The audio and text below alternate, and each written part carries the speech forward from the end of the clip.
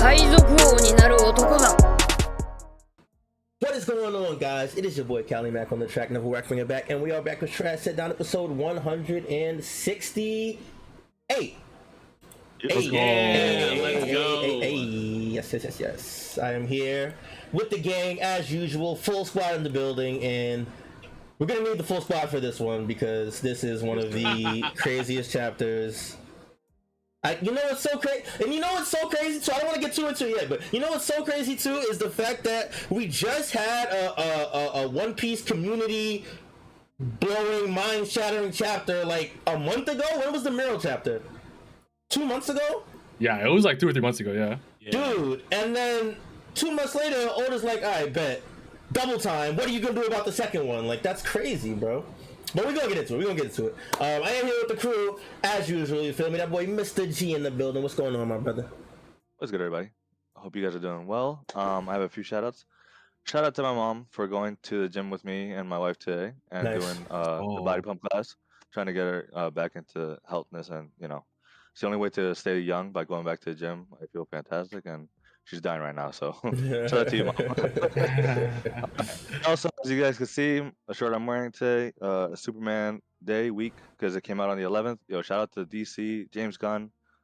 Thank you guys. Superman was awesome. I'm very happy. It hit, you know, it was hopeful. Like, it hit what Superman represents, you know, being kind, even though someone's so powerful, still chooses to be kind, to be a good person. And that's something that I think we all should all strive for. And, you know, and hopefully make the world a better place, because this, you know, be pretty crappy lately. So, but thank you guys. Like, I love that movie. Can't wait to see it again. And also all my friends and family that came with me to see it on Friday, which was awesome.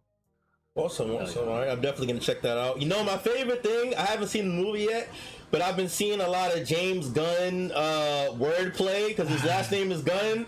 So people will be praising the movie. They'll be like, the gun didn't jam. Yeah, it's funny. Twitter's funny. That's dope. All right.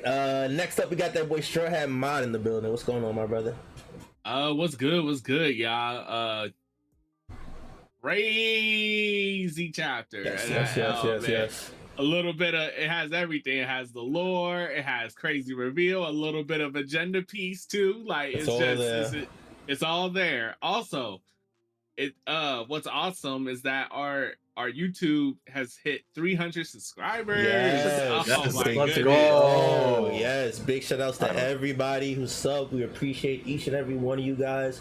We got a whole bunch of content for you, so we're gonna keep churning it out as long as you guys keep supporting. You feel me? Yes, sir. This is great. This is great though. But yeah, let's get into talking about this chapter. Yeah. We got a lot to talk about. Last but not least, Wyas. Whoa, bro. I would never do that to you, gang. I would never do that to you, my brother. I said it before, I believe in you, man. I appreciate you, gang. But speaking of belief, I actually have a huge shout out to give out. Shout out to a guy who's been on our podcast recently. I think it was maybe the beginning of this year. Our homie Big Dad Brandon. He's been making videos. The last 3 videos this past month have been about what's happening in Gaza and the horrible things that those Palestinian people are going through. And he's just been talking about how One Piece is a story you can take a lot from. And one of those things is obviously this things about such a drag and things about, you know, what they're doing in God's Valley, things about the people that are being hurt and the fact that it's important to talk about these things and not lose our humanity. So shout out to our boy Big Dad. That's my first thing I had to say. Shout out to him. Big time stuff. You're the man for that. And second, yeah, one of the craziest chapters. I think one of the craziest chapters post time skip. I want to say, I'm trying to think of where it stacks among reveals post time skip, but it's got to be up there. So yeah, bro, I'm ready to talk about it, man. It's definitely gonna be lit. Definitely gonna be a good episode. Again, big shout outs to Big Dad. You know, One Piece is definitely a political story in itself, so it's important to stay aware and alert of the things that are going on around us. You know what I mean? Absolutely, stay aware. Yeah. But yeah, insane chapter. I personally told somebody that this is one of the biggest reveals since Gear 5, and they laughed at me. But I'm like, I don't think that's that crazy. I'm not gonna lie, right? Like, I don't think that's crazy. It wasn't that long ago, by the way. Yeah, it wasn't. So I'm like, I don't feel like that's too crazy. You know what I mean? But you know, people have opinions. It'd be like that. Yeah. it got ruined for me, so I was just like, Ah, that sucks, man. That's so whack. That That's sucks. so whack. I'm not gonna hold you, Callie. Not gonna hold you. You gonna laugh at me too, bro? As Don't laugh big at as- me, bro. I'm I know, sensitive, no, man. I'm not gonna laugh. No, I'm not gonna laugh. I think it might be a little pushing on the gear 5 on the gear. Damn. Oh, Just a He little said bit, it's just the a little craziest bit. since. The craziest, Huh? the craziest since Gear 5. I don't think it's crazier than Gear 5. Since. Yeah. Yeah. So you don't feel like the Gorosei coming down with No. what they have? No. as No. a review. Oh. I think we have to, because what do we Because define? you got to remember, we were all crazy when the Gorosei came down like that. Yeah, I'm not Like- trying to undermine that moment, because that moment was fucking crazy. And that was like the first 2-page spread since Dressrosa or some shit like that, right? Like, that shit was insane. Yeah. I'm definitely not trying to undermine that, but like, it really depends on what you call a reveal. Well, I guess the Gorosei was revealed because we knew about their forms and we finally got the full. But I don't think it can compare to a decade-long reveal that we've been teased since. When was the first time dude was mentioned? I can't tell you off the top of my head. I'm not. Rox was in Wano. Yeah. Wano. Rox was in before the Odin flashback, like literally the chapter before it. And the Gorosei been there since day one. Yeah, I guess. I mean, Well, yeah, Well, but but I think Blackbeard's father, like that, and also Rox, even though we haven't known him for like more than 4 years, who he is huge. He's one of the most influential pirates ever. His crew is Whitebeard, Big Mom, like Golden Line Cheeky. true. I definitely agree with Callie. I think this is one of the craziest reveals post time skip because I like that we're talking about it. We're not even there yet. yeah, I know, but it's like It's that crazy of a chapter. It's that crazy, bro. I'm not even mad at it. It's literally that crazy of a chapter. I don't know. It is a big reveal, but I mean, we all had an inkling. We all had an idea that that might be the case, Yes, though. You know what I mean? that's That's why I don't think it's that crazy. Like, I can't disagree. I can't disagree with that. I think that at that point is definitely on a personal basis. You know what I'm saying? On how crazy or how much that affects your perception of the reveal. You know what I mean? Because for me, I was like, I was staring at the page for like 5 minutes straight. I'm not gonna lie to you, bro. You know what's so crazy, bro? I was staring at just last thing, because I definitely don't want to go too crazy, but I was staring at that page for like 5 minutes before I even saw the text box, bro. I was just looking at this dude's face, like, holy shit. And then I saw the text box, like, holy shit. But all right, let's get there. Let's get there. Yeah. Chapter 1154, Can't Even Die. We're still in the cover story. We got Yamato continuing her pilgrimage. She's at the shrine of not Inari. Is it Inari? No. This is the shrine with the swords. I remember the shrine because this is where the fox, the fox dude was at. Yeah. Yeah. Yep. But yeah, she's Isn't that here what paying respects, I guess. I don't know if there's anything. Well, it looks like someone broke into it. So right.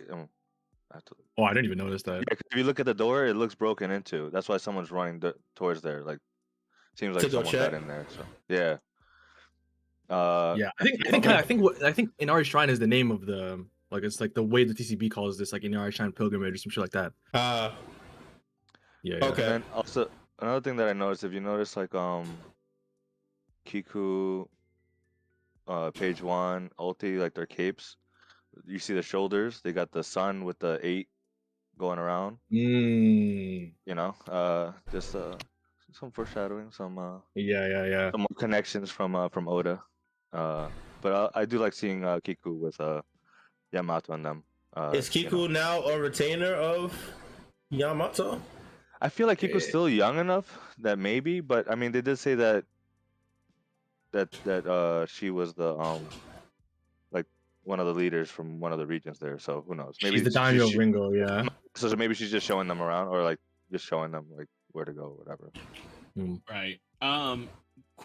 So here's a question. Do we know what grave they're visiting? Like, It's gotta be Ryuma. You think it's Ryuma? It's born in the West Blue and raised in Ringo. It has to be.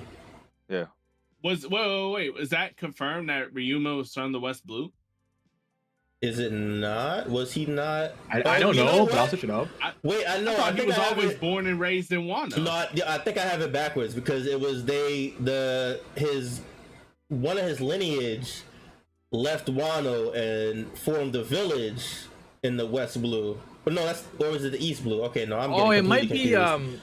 Oh, that's a good question. Actually, I have no idea. This is crazy. It's probably one of Zoro's relatives, like great uncles. Yeah. Like that. But that's East Blue though, so I guess we don't know. It's East Blue, so it can't be him. Oh, yeah, I East don't know. Blue. Yeah, I don't know. It must be someone we don't know. Yeah, I don't know who this is. Who's the hero of West Blue? Yeah, that's what I mean. The grave of the hero born in the West Blue and raised in Ringo. So he was born in West Blue and he basically lived probably as a child or something like that in Wano for the rest of his life, maybe. But like, that's why I was asking, because I don't know if it's a character we even know, or if it is. You're right, I think. Like, okay, so, well, AI Google says that it's Zoro, but I don't know how that. Dio. Cap, yeah. AI Google, by the way. I heard someone say that they think it's Shiki, and I'm like, Shiki? He is not no hero type, though. Yeah, what? Yeah, I don't know about that one. But it's got to be somebody from. I don't know, man. Yeah, I don't know anybody who would be from the West Blue, because everybody that I don't think we know who this is. Yeah. Yeah, anybody that I could think of that died in Wano has no connection to anywhere but Wano. Unless it's revealed that, like, I don't know, Ryuma was from the West Blue or something like that. And then came to Wano. I guess that, because we really don't know where we're going off of.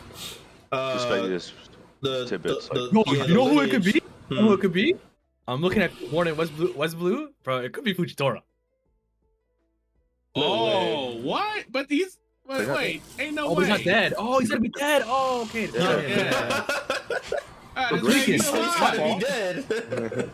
Ain't no way Oda about to show us Fujitora's grave and we all know he's alive. Yo, that would be the wait. The Goat Musa Musa might have something for us. The spin-off manga about Ryuma, Wanted, where Ryuma's character's from. Without the dragon, blah blah blah. It looks like an island in the West Blue because the town it's like a cowboy manga, so it was in the wild West. Oh, so maybe they're talking about.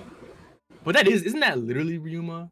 Like, oh, okay, you know what, man? I'm not gonna think about it too much. But that is a good point. It could be the Wanted Ryuma. Because we really don't know where Ryuma's from. We're going off of the lineage of the swordsman that we know. Yeah, but we don't know exactly where Ryuma's from necessarily. So it could be him. It definitely could be him. Well, the thing about the Wanted Ryuma is that Wanted Ryuma was made first before the One Piece manga. Then Oda chose to adapt that as like canon. But the tricky thing about that is that's kind of like the Aurelie thing. If you know anything about Dragon Ball, like how she's canon, even though she has her own series via Dr. Slump, and how that series is kind of like it's canon, but then at the same time it's like retconned as well at the very same time. Mm-hmm. So when it comes to the Ryuma thing, it feels like it's a similar situation where he's canon, but he's also like retconned at the same time. So that's why I kind of was like, you know what, I'm not even thinking about it too much because of that exact thing. You know, like he picks and chooses when. So. Okay, so real quick before, so this place looks like the place where Zoro was fighting Killer in Wano, like around that area, because that's where remember Zoro was fighting the fox dude, Gyokimaru, for the Susui, because he stole it. He took his sword, yeah. And then they got interrupted because Killer came, but when he was disguised as a Kamazo or looking crazy.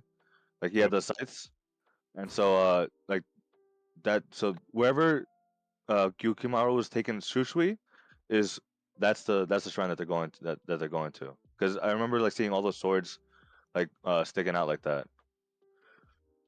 Yeah, that makes sense. Makes sense.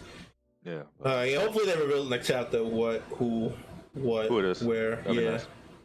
Not too much else on this though. We can get to the main chapter. Let's see. We are still in the flashback of Elbaf, or of King Harold, or I guess technically it's Loki's flashback, but we've devolved into the flashback of Elbaf. The history of Elbaf, history of Elbaf, yeah. We are currently at 63 years into the past. Chief Yorul has lost his partner, Beardful Yorul. He was slain by a young girl who ends up being a young Charlotte Linlin. She destroys half the entire giant village and, of course, later goes on to become Big Mom. The same year that this happens, Elbaf gets afflicted with all the plagues, disease, famine, terrible weather, etc., etc. It's bad. It's bad in Elbaf. We cut back to the lady whose name escapes me. Estrid? Estrid. Oh, I was gonna say Astrid. Damn, I was so close. Yo, we were giving you that. I'm not gonna lie. I guess she wasn't as bad. Yeah. I remember you saying that. Yeah, Bad. first recorded case of Callie forgetting but what you was know meant. she got ugly when she started being a bitch. Then she got ugly. I stopped caring about her as much. You know what I'm saying? Yeah. But yeah, we go back to Estrid, who is continuing to blame the downfall of the country on her child, saying that this is all the curse of Loki. The guards are trying to say it's coincidence, but she's not hearing it. As she's having this discussion, we have Loki burst into the room, trying to just be with his mother, but she completely flips the entire fuck out. Tells them to get the monster away from her, don't let it near her again, cut out its eyeballs or the country is ruined. Like, this shit is that was crazy. Terrible, very terrible. And we get the sad shot of Loki crying, trying to hug his mother.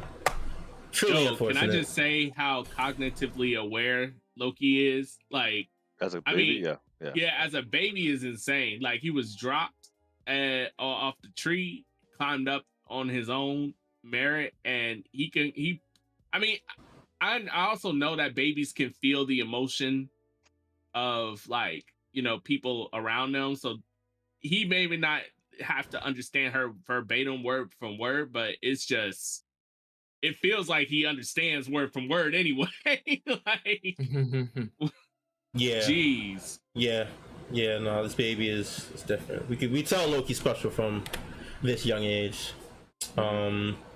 Yeah, so Elbaf is continuing to decline. We see some of the giant warriors decide to resort back to their old giant pirate ways of raiding and pillaging for food from the other villages. And then we see civil war begin to brew within the different villages of Elbaf. We see that the country is plunged into chaos, and we see morale is at an all-time low. Everything is just bad right now. And we see that the prince being a curse to the country is beginning to become a widespread ideal. Yeah, we then cut to Hydrogen and other lady. Damn, I'm doing bad today. I ain't gonna lie. I'm getting cooked today. Ida. We cut to Hydrogen and Ida, whose home gets barged in by one of the same giant who says that the prince is the reason that this is a curse.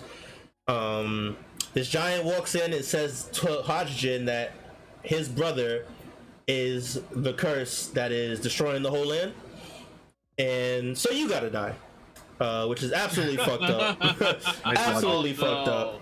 Yeah, I don't know where he gets that logic from. But he decides to sacrifice Hydrogen, and hopefully he hopes that will lift the curse from the land. Ida rightfully goes to defend her son, saying that he's innocent, sweet, cute boy, and she says he's going to live to be the oldest boy in the world, which I thought was an interesting dream. Yeah, it's definitely an interesting dream. The oldest boy in the world. See, I don't understand what that means. I hope that means just basically the oldest man alive, because I know TCB, that's what they put, like oldest man. Yeah. But here, oldest boy just doesn't. I don't know what that means, because I mean, it's his mom. She's always gonna see him as a boy. Yeah, I think. I think she's just. Yeah, I think. Yeah. Okay. Okay. But I don't know. There might be something more in because it is bolded. Yeah. So yeah, it's like a strange thing to just say. Yeah. So there might be something more to that. But this giant pirate's not hearing it, and he snatches her up by the throat and gets ready to obliterate her. But before he can do that, that boy King Harold, to save the day, hits him with the mean right hook, flattens dude. This is kind of like dude at the referee. Yeah. Flattens him good. Yeah. Saves the day. We see Ida and Hydrogen at his side, and Harold turns to the rest of his people, to his village, because this is him arriving from another one of his long voyages. And he questions what is going on here. Why is everybody turning on each other? He heard about the birth of his son and that his kingdom was suffering from starvation. And upon hearing this, he toured upon all the countries he had visited, and because of the relationships he created with all these countries, they all came to his aid and brought giant piles of food for the country. And then we see the shot of all these ships bringing all these piles of food in. Harold says, "Let us be grateful for their aid. Let us savor the food they brought us. And when they in turn need our help, let us give it freely. The world we lived in is so much smaller than the real thing." I gotta say, like, Harold might low-key be the greatest king of all time in One Piece. Greatest? Maybe. Like, you gotta think about what he did. This man basically introduced globalization, and he's basically doing the Nika dream, the Nika dream on his own, without like even so much as us. I mean, I know they're influenced by Nika and culturally and stuff like that, but he's legit doing that. He's doing it. He's like bringing everybody together, from different countries and races. I will say though, he is lucky in the way that he had a lot of leeway because he's an ancient giant, because he was seen as so dangerous that people didn't like, the government didn't care. They're like, oh, let him do whatever the fuck he wants. But because of he got to take advantage and then change, like he changed obviously, and then he's able to do all this. But I will say he because of the position that he's in, he definitely got lucky to do everything that he has. But I mean, that's like you said, it's the start of Nika's journey, like Nika's dream to bring them all together, and Harold was definitely he started it. So I think you bring up a good point, because that's one of the first things that Edith says to Harold when she meets him is, you're just lucked on, you were just born big, like. Yep. And he's definitely used that to his advantage, although we do see that he is still coming into roadblocks later. But at this point, no, he's definitely this is definitely one of the best king feats, I guess. I don't know. I guess they got feats for everything nowadays. King feats, yeah. Yeah, I think that's fine. That's fair to say. Also, just the 180 from when we saw Harold at the very beginning to this point is astonishing. Yeah, like this is a completely different character for sure. Once you meet that girl, shit, it changes everything, bro. That's real. That's very real. The line at the end of this page, I really like the TCB one way more. The last, like the bottom left bubble. This one is, the world we lived in is so much smaller than the real thing. And I guess that's kind of what Harold has been realizing. But I feel like that was the premise of last few chapters. We kind of saw that, right? The TCB one, what they say there, I think, is that something about this tiny world is ours to share, some shit like that. I was like, damn, I felt that shit. But this is a sick double spread either way. This is I love this. I do. Yeah, I do like that line actually more. But yeah, TCB with the flowers. Always. Yeah, that's what they do best. Packed up. Yeah, actually, smoking on that extra pack. So Queen Estra does eventually pass away, and in her dying breath, she curses her son, which is absolutely insane. But Harold still cries for her, being the kind man that he is. Unfortunately, her words do spread, and the people do begin to believe that Loki was the cause of her death. But Harold is still, it's like, that's my son. You know, he's still showing love and support, which is nice. Although it is kind of sad. We see that Loki is unreceptive of it. Harold even asks, well, the workers explain about Loki's eye affliction. And then Harold says, "Can you smile?" And he assumes that it's because Loki lost his mother. But you know, we've seen. I don't know. Does he know everything that Loki has? I'm assuming not. No, I think the next panel he's been away. Shows that. Yeah, I think the next panel shows that. Like, finish the page. Like he says, he's got a lot. Harold says he's got a lot of bruises, so he doesn't know. Yeah, that. And then he's like, and then the one of the guards is like, well, and they're like, and I think in PCB it seems more like they're gonna try to explain, and then it gets cut off. Maybe I don't know which one's right, but yeah, it seems like Loki's, Harold is focused on his goal for the king and the kingdom and Elbaf, which is why when Maud said he's one of the greatest kings, I agree, and I would say there's an asterisk because I think one thing Harold has done is been kind of, we saw it last chapter or the one before, where he's kind of like at the mercy of the elders when it came to giving up on Ida and Haruden.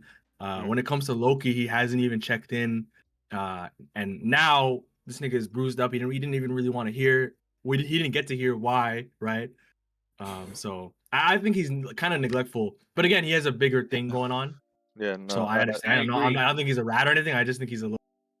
Well, and to be fair, I mean, it's I'm also not a person of power. I don't have children, so I'm not gonna judge him. But... no, but also you got to think about it too.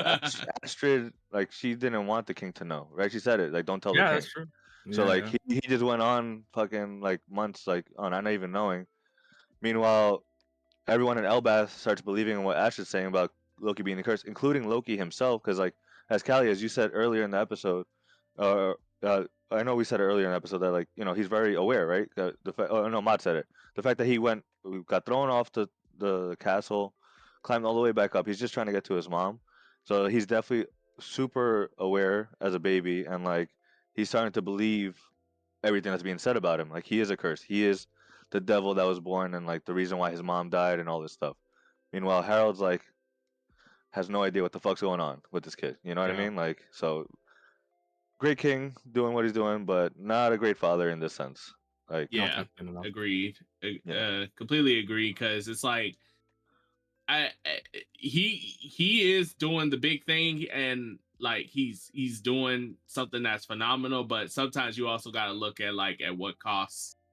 Like, there's always a trade for doing something this big. So and in this case, it's neglect.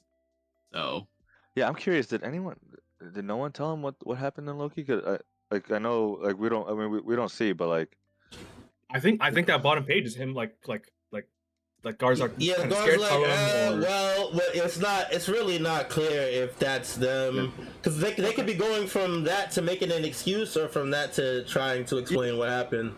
I mean, I think from what we know, right? Like, it seems like he continues to neglect him. Like, because I don't think like, as a guard, you're gonna be like, yeah, well, your dead wife. Your dead wife, yeah. Put him off the building and try to kill him and all this shit, So, like, and then he's gonna be like, she wouldn't do that, So, like how would you tell him? You know what I mean? Like, yeah, but I guess the point of it is that it doesn't really matter either way, because King Harold has his own objectives.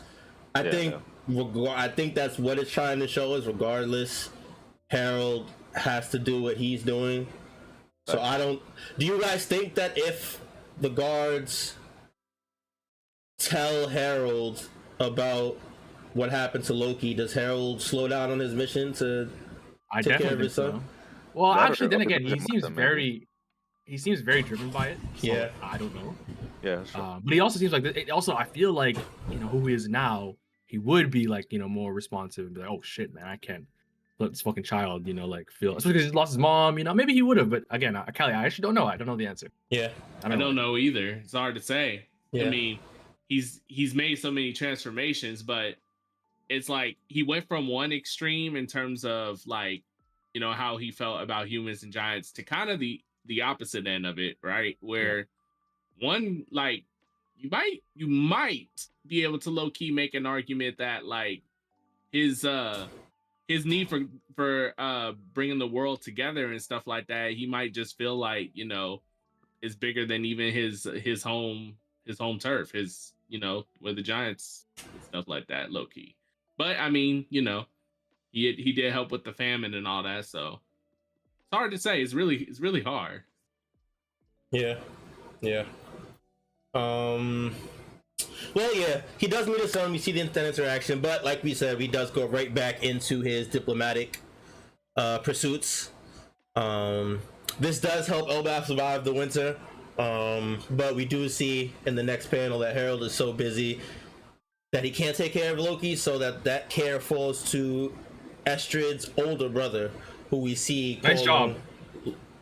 Wait, what? Like, nice job by the people of Elbaf letting this abusive ass mom or like her family take care of him. Like, bro, she was his whole problem. Like, well, see, that's where I'm saying I don't think they told Harold, because if that was the case, I feel like he that's true. Keep that family away from my son, bro. You know, like, so. Yeah, that's true.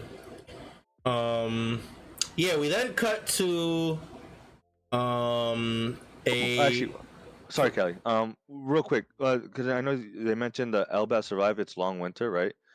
Just so that we know, in Norse mythology, like the long winter could also be Ragnarok too, or leading up to it.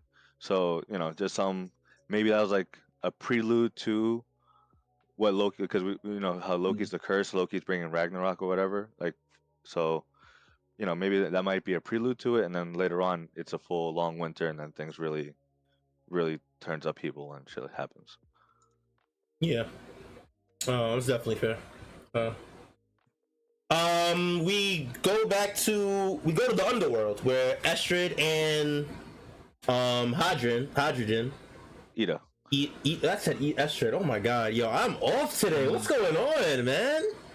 Holy hell! Everyone has those days. Yo, Ida and Hydrogen are at a house/bar in the underworld. Ida has moved to this location to try and help King Harold in any way she can. In this case, it's taking care of anybody who pulls up on these shores, whether it be fishermen, the shipwrecked pirates, etc. So we see her trying to encapsulate Harold's ideas. She's a real ride or die. There is some ominous, foreboding things in these panels here. yes, because we've seen this place because we have seen this house before. This house was where the little boy was at, Colin, when we first meet him. When Hydrogen and them are going up to the Sun World. Damn, I didn't even know. Even before that, this is where Shanks and talks to Colin. Where Colin's like, take me with you before he went to fight Kid. Right, yeah, you're right. Well, in both of those instances, there's one character that's not there. Ida. Yeah, so it's a little foreboding. Yeah, I also do like the little like the axe handle for the beer. That's cute, yeah. It is cool. Really embodies the Viking Norse stuff. Yeah, so we see Ida and Hydrogen living in this bar. We then cut to 56 years ago in Jarl's home in Elbaf, where we see Jarl talking to King Harold. He asks King Harold about the reverie which Harold recently attended. Harold says he asked a fellow royal to help him sneak in as a soldier, but the council still did not listen to him regardless. And then we hear about a murder that actually saved Harold and distracted them and allowed him to escape. Jarl reprimands him for how foolish he was, and then he talks about the Galila Galliela? Yo, help I me, think please. it's Galila. Gaila? I think it's Galila. It's Galila. if you read Galila. if you read Harold's response, there's a lot to talk about. Yeah, the Galila band. And Harold says it's a group of hardy giant shipwrights, hammer-wielding warriors, and that Harold thought they were a myth. Jarl says that they actually existed and that they traveled to shores and sent letters back to Elbaf from afar. Or I guess the TCB is different than this one. So this translation, yeah, it's very different. Yeah, because the TCB was that they were in constant communication, but they sent one last letter saying that they were to him specifically. Yeah, to him specifically, saying they were taking his prisoner. This translation is that they traveled shores, but they sent one letter to Elbaf to say that they had all been taken prisoner. We also find out that there are ancient giants among this group of giant shipwrights. Harold asks if he thinks the world government did it. And Yarul says that there was some great enemy in the past, but all the history is lost, so it's hard to tell exactly what's going on. But he does say that Harold's failure to win over the world government might not necessarily be his fault. He then goes on to say that he's heard stories about an army of giants put on ice and hidden somewhere, but that in any case, to not forget that giants have been a threat to the rest of the world for a long time. Yeah, we can stop there. We can talk about all this, right? This is a lot to digest. So Galila Band obviously sounds very familiar to La Galleria. Is that what it is in? It's literally the same words, Galila Company. Is Galila? Yeah, I can't remember. I just don't remember the exact translation, but yeah, it is. It's the exact same in the Water 7. Okay, yeah. So the connection is automatically there. We know that in Water 7 is a shipbuilding city in the first place. So it's definitely looks like this was the home of this ancient giant shipwrights once upon a time. And somebody on Twitter actually brought up one of the very first things Luffy says when they get to Water 7. He says, "Wow, it's so big." And at first, it's a big city, so we just assume it's a big city. But with this context, it makes sense that this could have been the home of these giant shipwrights at one point. And there's so much credence to that, because let's not forget, right, that the story of Water 7 is, their seas rise, what is it, every single year? Isn't it sinking? Water 7's sinking, right? So that means at some point it was even bigger. Not sinking. The water level is rising every single year. It's the same shit. Causes no, it's kind of different. It's kind of different. Because sinking implies structure, what's it called? Structure, basically just the structure would be basically being destroyed because of something sinking, it's being, rotted out or whatever. But with the water level rising, you see, and I forgot exactly what chapter it was, but basically we see that there's underwater ruins and stuff, just like the Wano situation, of structures of how Water 7 was prior to, it sinking every single year. And so the structures are probably way bigger than even we saw when Luffy saw when we were in Water 7, probably because of the giants. It probably belonged to they probably lived there, full stop. And I'm gonna touch back on this set of lines, but in the top left, Jarl says all that history was sunk under the sea one day, and we know that water level rising is a symptom of the use of the ancient weapons. And right beside Water 7 is Eni's lobby with a huge hole in the fucking water, similar to Lucia. So if the world government used the ancient weapons to sink the Galileo band near Water 7, it would be where Enies lobby is. That's an interesting And that's point. why the water levels might have risen near that place, which is where they were founded or whatever. I also want to say about, sorry, Kelly, what's up? No, go ahead. I wanted to say about this whole conversation is extremely interesting, and I take it as Jarl kind of telling Harold, not specifically that the world government does not fuck with you and they never will, because of this past that they had.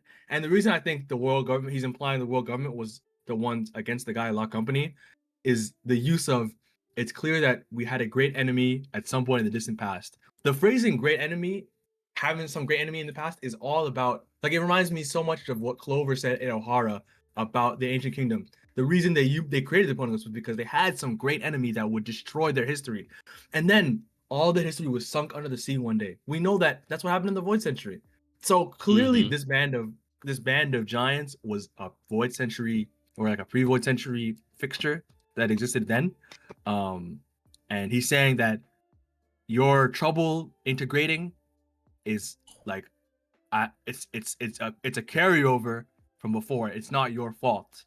So I think he's kind of, I think we can put a time on when these guys were out, and this whole conversation has a point. It's him saying the world government is not gonna fuck with us or you, and here's why. I agree with that. I definitely agree with that. I wonder, what did they do though? Do you think they did anything specifically, or it was just like, it's just straight up out of fear, of giant? Because I mean, Elbaf, I'm assuming Elbaf has been around probably since the Void Century, right? Or before then, or whatever. Like, Elbaf has always been there, because they never the mural is mad old, right? The mural is stupid old. 3,000 years, something like that. Yeah. So they always known that they existed, giants and stuff. It's not like the Gala giants are like the first giants they ever seen, right? So, or heard of, at least, because I know Elbaf is kind of, too secluded, especially since we know Harold is the one that's like trying to bring everything together. So it's definitely possible that there are large portions of the world that have not seen giants and stuff like that up to that point. So I get that, but at the same time, it's just pretty well known that giants existed. So to act like these guys were a specific threat, I couldn't imagine them just being like, oh, they're simply giants, so we gotta like either take them out or capture them or whatever, versus like they were doing something. Yeah, you know what I mean? Not something bad. And I'm not saying something bad, just doing something, period. You know what I mean? Unless these were unless we find out these were the original shipwrights to like Pluto or something like that. It's possible. That's a good point. That's definitely possible. That might be why Galileo Company has a history of it now. Maybe that's why it's passed down, right? The Tom and all that. Isn't you know what's so crazy? Somebody actually brought up, shout out Justice in the chat. I had a comment with him last night. I wish I read his shit. Yeah. No, but actually we met up in real life last night. We went to a friend's house and we had a little discussion. And he actually brought up that point exactly, that he thought that Pluton was something.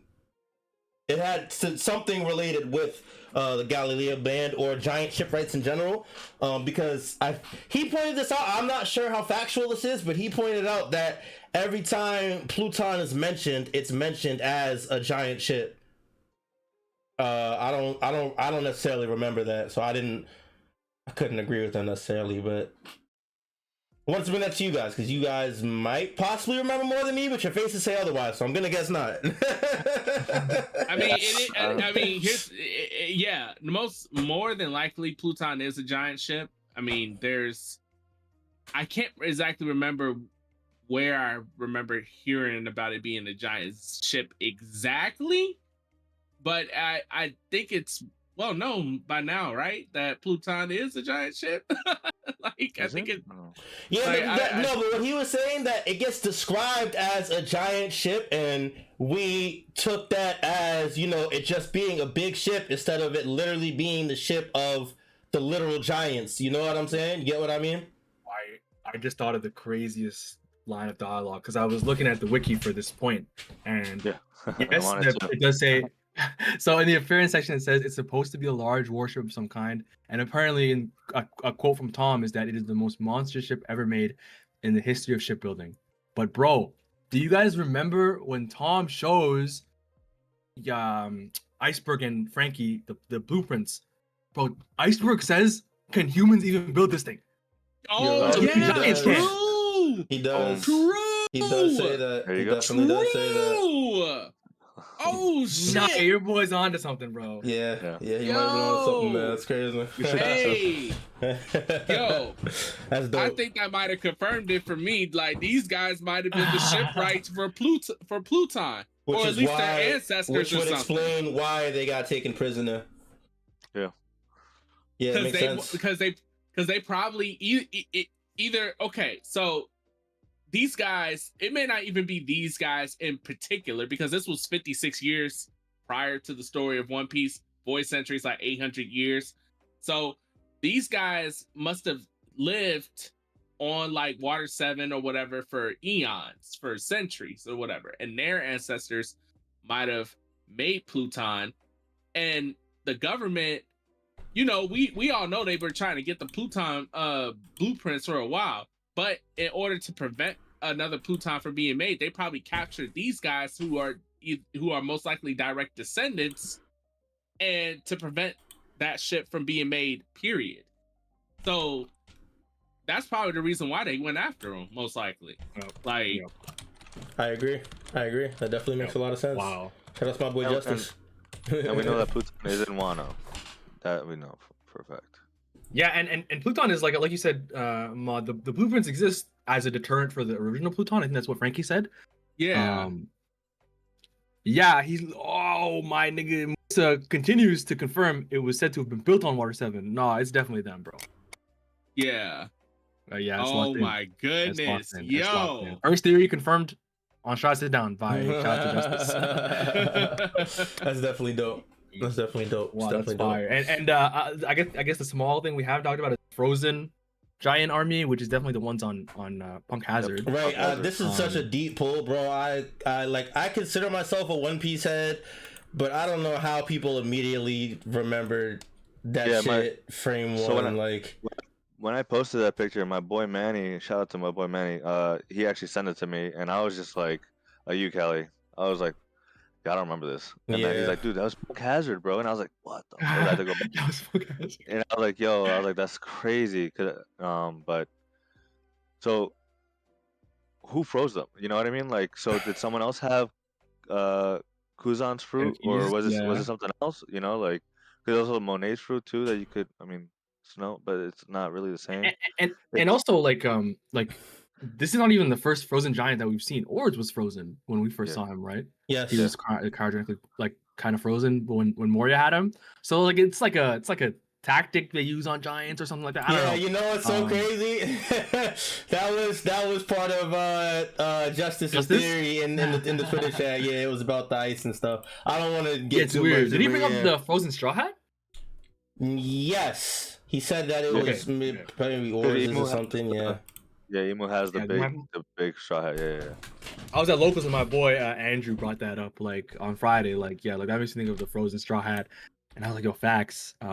So yeah, and another thing about the frozen giants is that one of these guys, I think one of the far ones, has a tattoo, and it's the Guy Law Company. Like it looks like the Guy Law Company icon, and the Guy Law Company icon. I think Mr. E sent the art tour tweet about how the Guy Law icon is just a Viking longship. Now that we have the recontextualization. So, man, what is Oda up to, brother? So are we assuming that these are the same Galila ancient shipwrights, giant shipwrights? I think so. Either they're the same or they're descendants or something like that. Because this, like I said, this is 56 years prior to the story, and even before then, it was before this time that they were captured. Because that's what. It's not like, I don't think the letter sent that day of him saying like, "Oh, we've been all taken prisoner." I think this was even before 56 years prior to the story. I don't think the letter is from 56 years ago. By the way, I think their ending was definitely like Void Century. I think Jarl is just saying that we know that they existed and it was in the past. I don't think it was recent. Oh yeah. You're right. So they could have had that letter for a while, is what you're saying. Yeah. I think it also clears up. I think TCB might have gotten wrong. Him that got the letter. I think he's just speaking from LBAF history or whatever. Yeah, that's possible. Yeah, that's definitely true.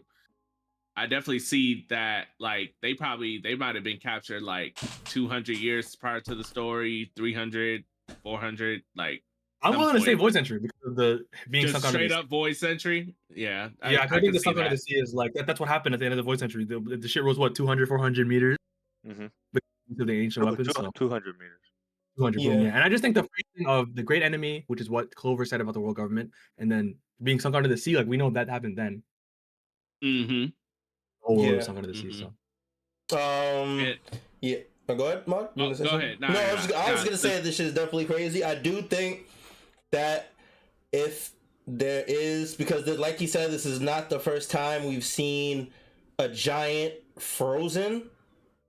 So I do think that if there is some connection between ice and the giants or the ancient giants, then I'm just going off on a tangent here, but I think then that makes me question Aokiji's role in the end game a lot more. Especially with him being on the Blackbeard Pirates right now, I think that there's something there for sure. My goodness, yo, what if Kuzan? I mean, no. There's no way. Sorry, there's just no way. Well, you gotta tell us now, bro. cause, bro, my brain was going into places it should not have went. But like, what if potentially Kuzan unfreeze them giants to get them to build Blackbeard or Pluton? Like, no, you're on your bag. No, bro, no. He's gonna go get Pluton. Never mind. He's gonna get the real thing. Well, he knows where Wano. He knows where. He knows. Yeah. No, he's gonna get the real thing. Yeah. Never mind. I mean, I forgot. It wasn't just gonna get the blueprints. He's gonna get the actual fucking thing. Yeah. Blueprints are destroyed, so you just go. That was the entire. Well, that means someone has to unfreeze them. You don't need the blueprints if you have the guys that did the shit. No. I mean, I guess that's an assumption because we don't know which giants these are necessarily, or if they even know it off the top of their head. Yeah, but we do know that they know where the Pluton is. So. Yeah. I guess we got to see. There's definitely a lot of discussion to be had around this page in general from this chapter. Also, and that's not even the craziest thing. Yeah, it's not. There's one other thing I wanted to point out is that, like, they said it's a group of giant shipwrights, hammer-wielding warriors. Warriors. So, like, what's the chances that Loki's hammer is one of those type weapons? Pretty high. What's it? Yeah, I mean, like, pretty high. I would say pretty high. Oh my goodness. There's a reason that this was brought up during this backstory, but I think that it's layered in that it gets brought up to show the giants or the hatred of the giants by the world government and how they're always going to be set back by the world government. But I do think that it does also in that aspect relate to Loki and what his potential is, what he could possibly do. that's true. Yeah. Anything else on this before we keep it going? Yeah, I was real quick. I was thinking like because of the ancient giants like frozen. I was thinking of the Yeti brothers, in Punk Hazard, because they were normal. Like they weren't normal size. They were bigger than usual. But like, what if they were part of like maybe like the smaller version of those giants, that part of that crew or something like that? Because those guys came out of nowhere. They were weird. And they were already like there in Punk Hazard, so just something to think about. Yeah, definitely something to think about. All right, Let's keep it pushing. Yeah, we get a little time skip here. Not really a time skip, but we see somebody talking to Prince Loki. It's the attendant. The attendant, yeah. The uncle. So he asks Loki what rotten scrap should he feed him today. Absolutely fucked up. And we see Loki's growing older as these different panels are happening. We see in the next panel is a little bit older, and that one of the lucky horses died. And then we see him get a little older, and we find out that the regent, his caretaker, died down in the underworld. I can't tell if Loki's like slightly smiling in this next panel. In this one right here, I can't really tell. I see why you say it. Yeah, I can't. But it might just be like not a mustache. Maybe it's just dirt. I don't know. It's the way he drew it. It looks like he's got a little smirk, right? Like a little bit. Yeah, a little smirk. Yeah. Yeah. But in any case, we see Loki's slight growing. Then we get another time skip to 48 years ago, where Harold has begun to connect the different regions of Elbaf through branch routes to unify the country and create trade routes. He tells the entire country, or whatever part of the country he's at, that his dream is to be connected to every country and for giant kinds to be able to live across the world. We see his message is well received, and the whole kingdom looks happy about it. We then cut to some of the soldiers bullying Hydrogen, asking Hydrogen why it looks so pleased at his father's message, and that he's not the real king's son. He's not the king's real son, and that Loki is the real prince, and that he's a bastard, which is fucked up. We see. Okay, go ahead. I'm sorry. I was just went back because the smile thing that you got me fucked up with the smile thing. Just going back, like realizing why Loki's smiling is because they're saying that the regent is dead. The regent being his uncle. So like that makes sense as to why. Yeah, that's why I assumed that he was smiling because there's the guy that's been fucking with him for years. Yeah, facts. Yeah. Yeah. So King Harold is on his peace unifying mission.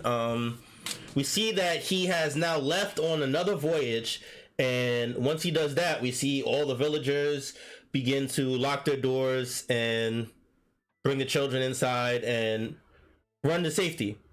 And then we get a cut of Prince Loki, who is causing harm and destruction across the village. Him along with his animal beast that he's met and befriended in the underworld. So yeah, he runs around causing trouble, smashing doors, beating stuff up. He says the weak don't deserve to live. We see Hydrogen try to step up to his brother. Says don't mess up with the village that dad worked so hard to rebuild. And Loki looks down on him, says, my dad, not yours. He shouldn't be interacting with these tiny human bugs this stupid. So we see that Loki actually resembles a lot of King Harold in his original personality before he met Ida. Yeah, and we see Hydrogen being raised by Ida on those newfound ideologies. He says we have to see everybody at the same level and don't think you're special just because you're big. Loki says, I'm special because I'm the prince, and then smacks the shit out of him. Loki. Yeah, I ain't gonna lie, I got him there. I ain't gonna lie, it's tough. Yeah, he says, don't ever talk back to me again. Smacks him to the ground. And then we see a young Gerd with the other dude whose name escapes me. Goldberg with a young Goldberg. Goldberg tries to warn Gerd to stay away before Loki realizes that, or before Loki thinks that they're friends with Hydrogen and beats them up too. And then Gerd beats him up, and he says we are his friends. Gerd, being a real one, runs to his aid. We see some other kids and I guess villagers also running to Hydrogen's aid, which upsets Loki. He goes to lash out, calls Hydrogen a loser, and calls them all weaklings, licking each other's wounds. And as he does that, we see some of the castle guards come up and say, Your Highness, that's enough, that he is the king's son as well. And as they try to call Hydrogen a prince, Loki spazzes out, says, don't call him a prince, and beats up the guards. Yep. Yeah. Yeah, like he's a this guy's a monster, monster. This guy's a monster. And we see as he's doing this, the narrator goes, no matter how much he harmed and destroyed, Loki could never fill the hole at the center of his being.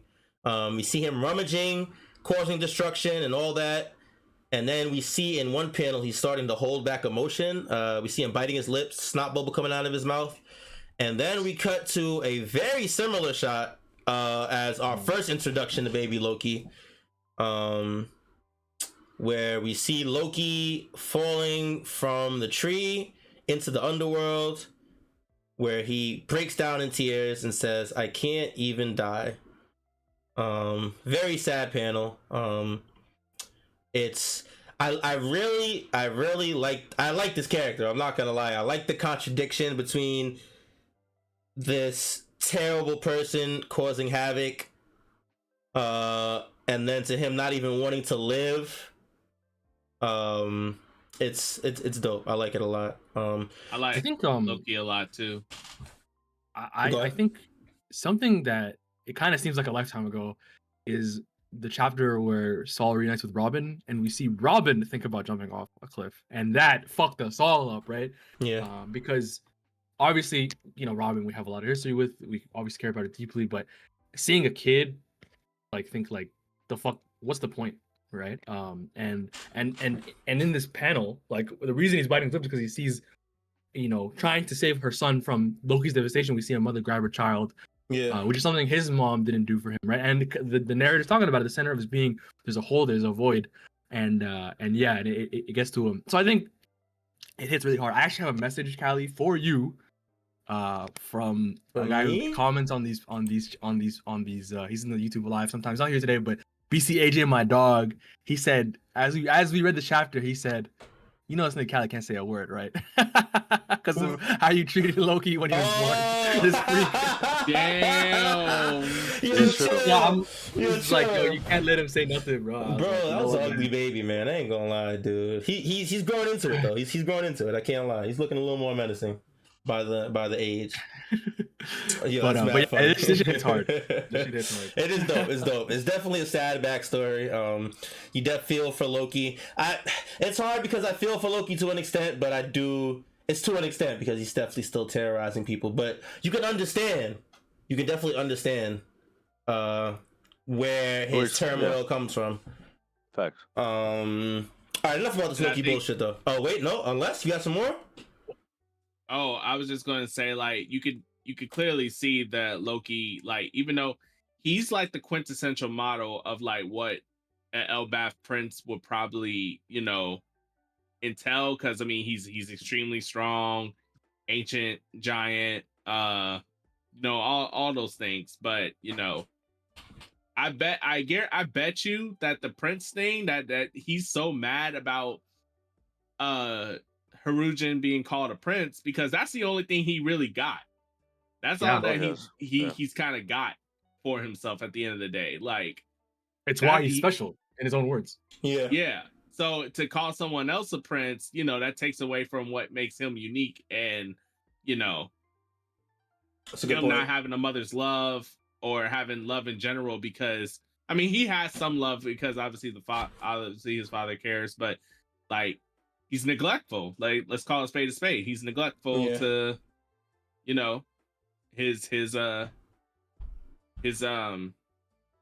his raising. So therefore, it's like, does it really count too much? And so he's in pain. So when he sees like Harujin and other have friends, family, people that care about them and stuff like that. Yeah, you see that in that bottom panel with the right where they all come to Hydrogen's aid. That's that very last panel on the bottom right where he's like scoffs at everybody coming to Hydrogen's aid, because he definitely you're on the money with everything you said for sure. You definitely see the turmoil. He's salty, but I think it builds him up to be a very, very well written character. Like And it's why he acts up. I mean, as a kid, especially because he just wants attention. Yeah, You know? yeah. Yeah, he reminds me of Usopp a lot in this chapter. I can Yeah, see but that. because he's an ancient giant, he's dangerous. Yeah, he's definitely Usopp was actually combat Hurting viable. people. Yeah. Yeah. Anything else before we get to the Let's get to why we're all here. Yeah. Him throwing himself just reminded me of when we first met Kaido. Also, like Yep. when Kaido Yep. first threw himself off, trying to kill himself. Like, Yep. so, but Definitely very similar. That's about it. Yeah. All right. Roxy's a bet.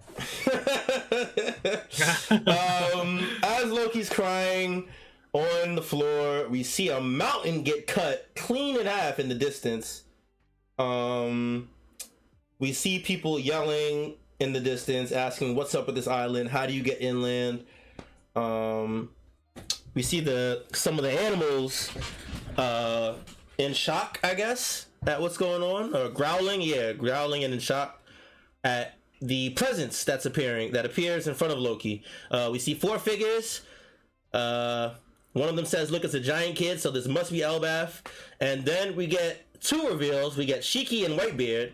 Shiki says he looks demonic. Whitebeard says he seems too big, even for a giant. Is he crying?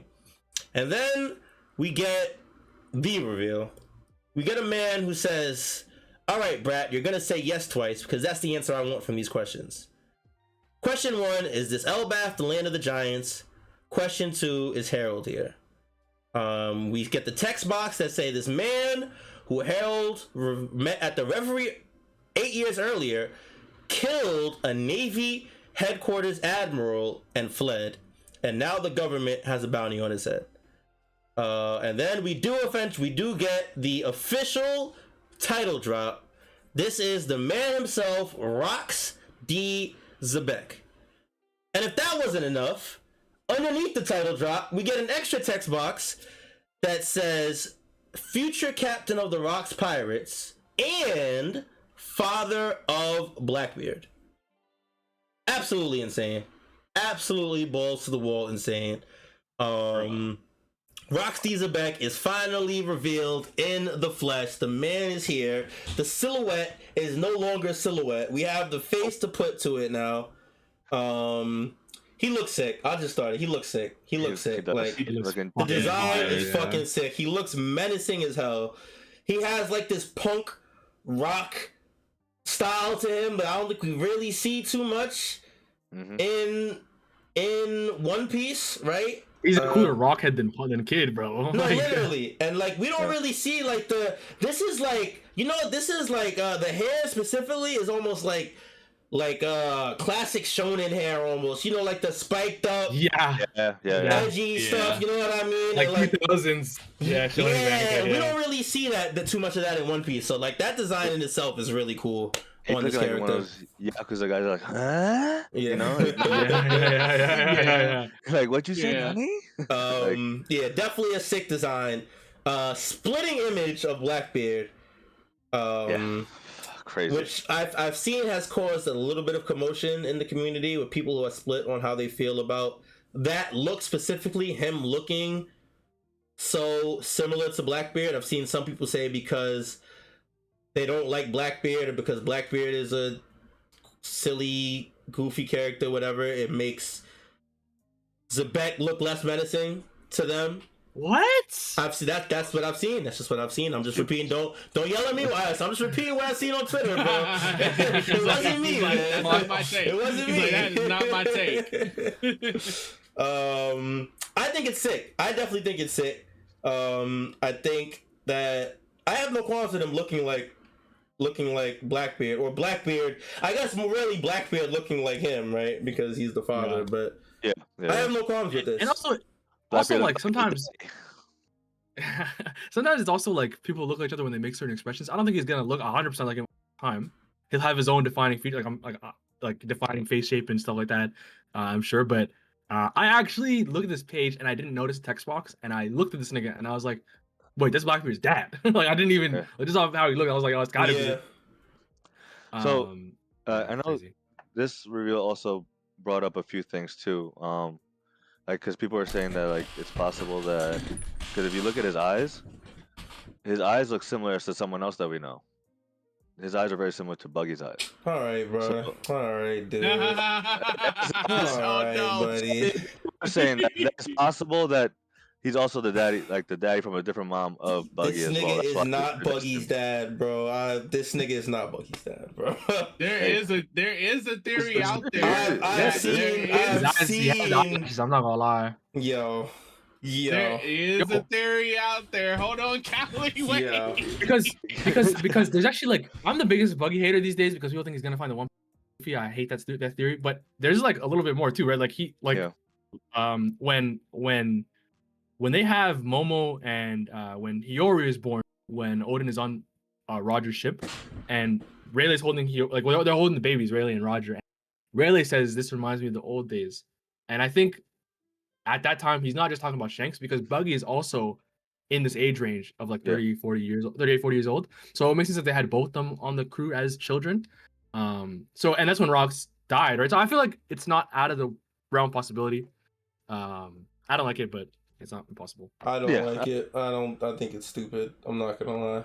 I also think because I feel like this is the reveal. Like this is Blackbeard's father. You know? Like this is bro. Like this is the reveal for this specific character of Blackbeard that we've been waiting for. I think that undermines it. Just slapping Buggy on there too. You know what I'm saying? Well, there's also the fact that like when you see the slice mountain in the back, people are saying that he might have been the original slice fruit user. That don't got nothing to do with Buggy either. Well, the Bar Barnum? He means the Bar Barnum. Not. Yeah, my bad. The chop fruit. Yeah. Well, even that he can't chop with it. He just can't be cut himself. Am I wrong? I mean, we don't know. Awakening. Yeah, we don't know. Yeah, I guess. Yeah. Awakening plus on top of that, maybe Buggy just sucks. That's true. That is true.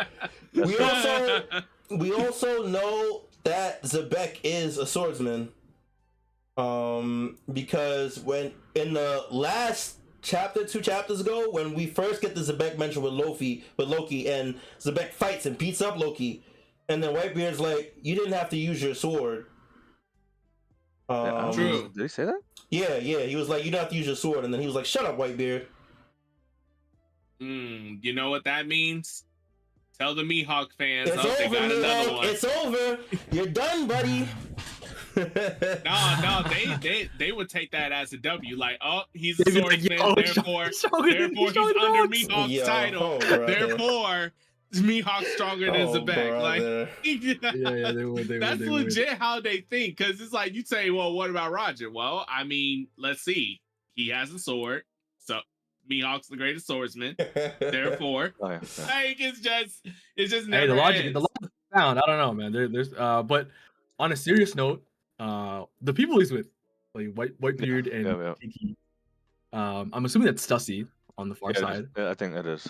Yeah, Stussy, yep. The fact that also says that he's not the captain yet. So yes.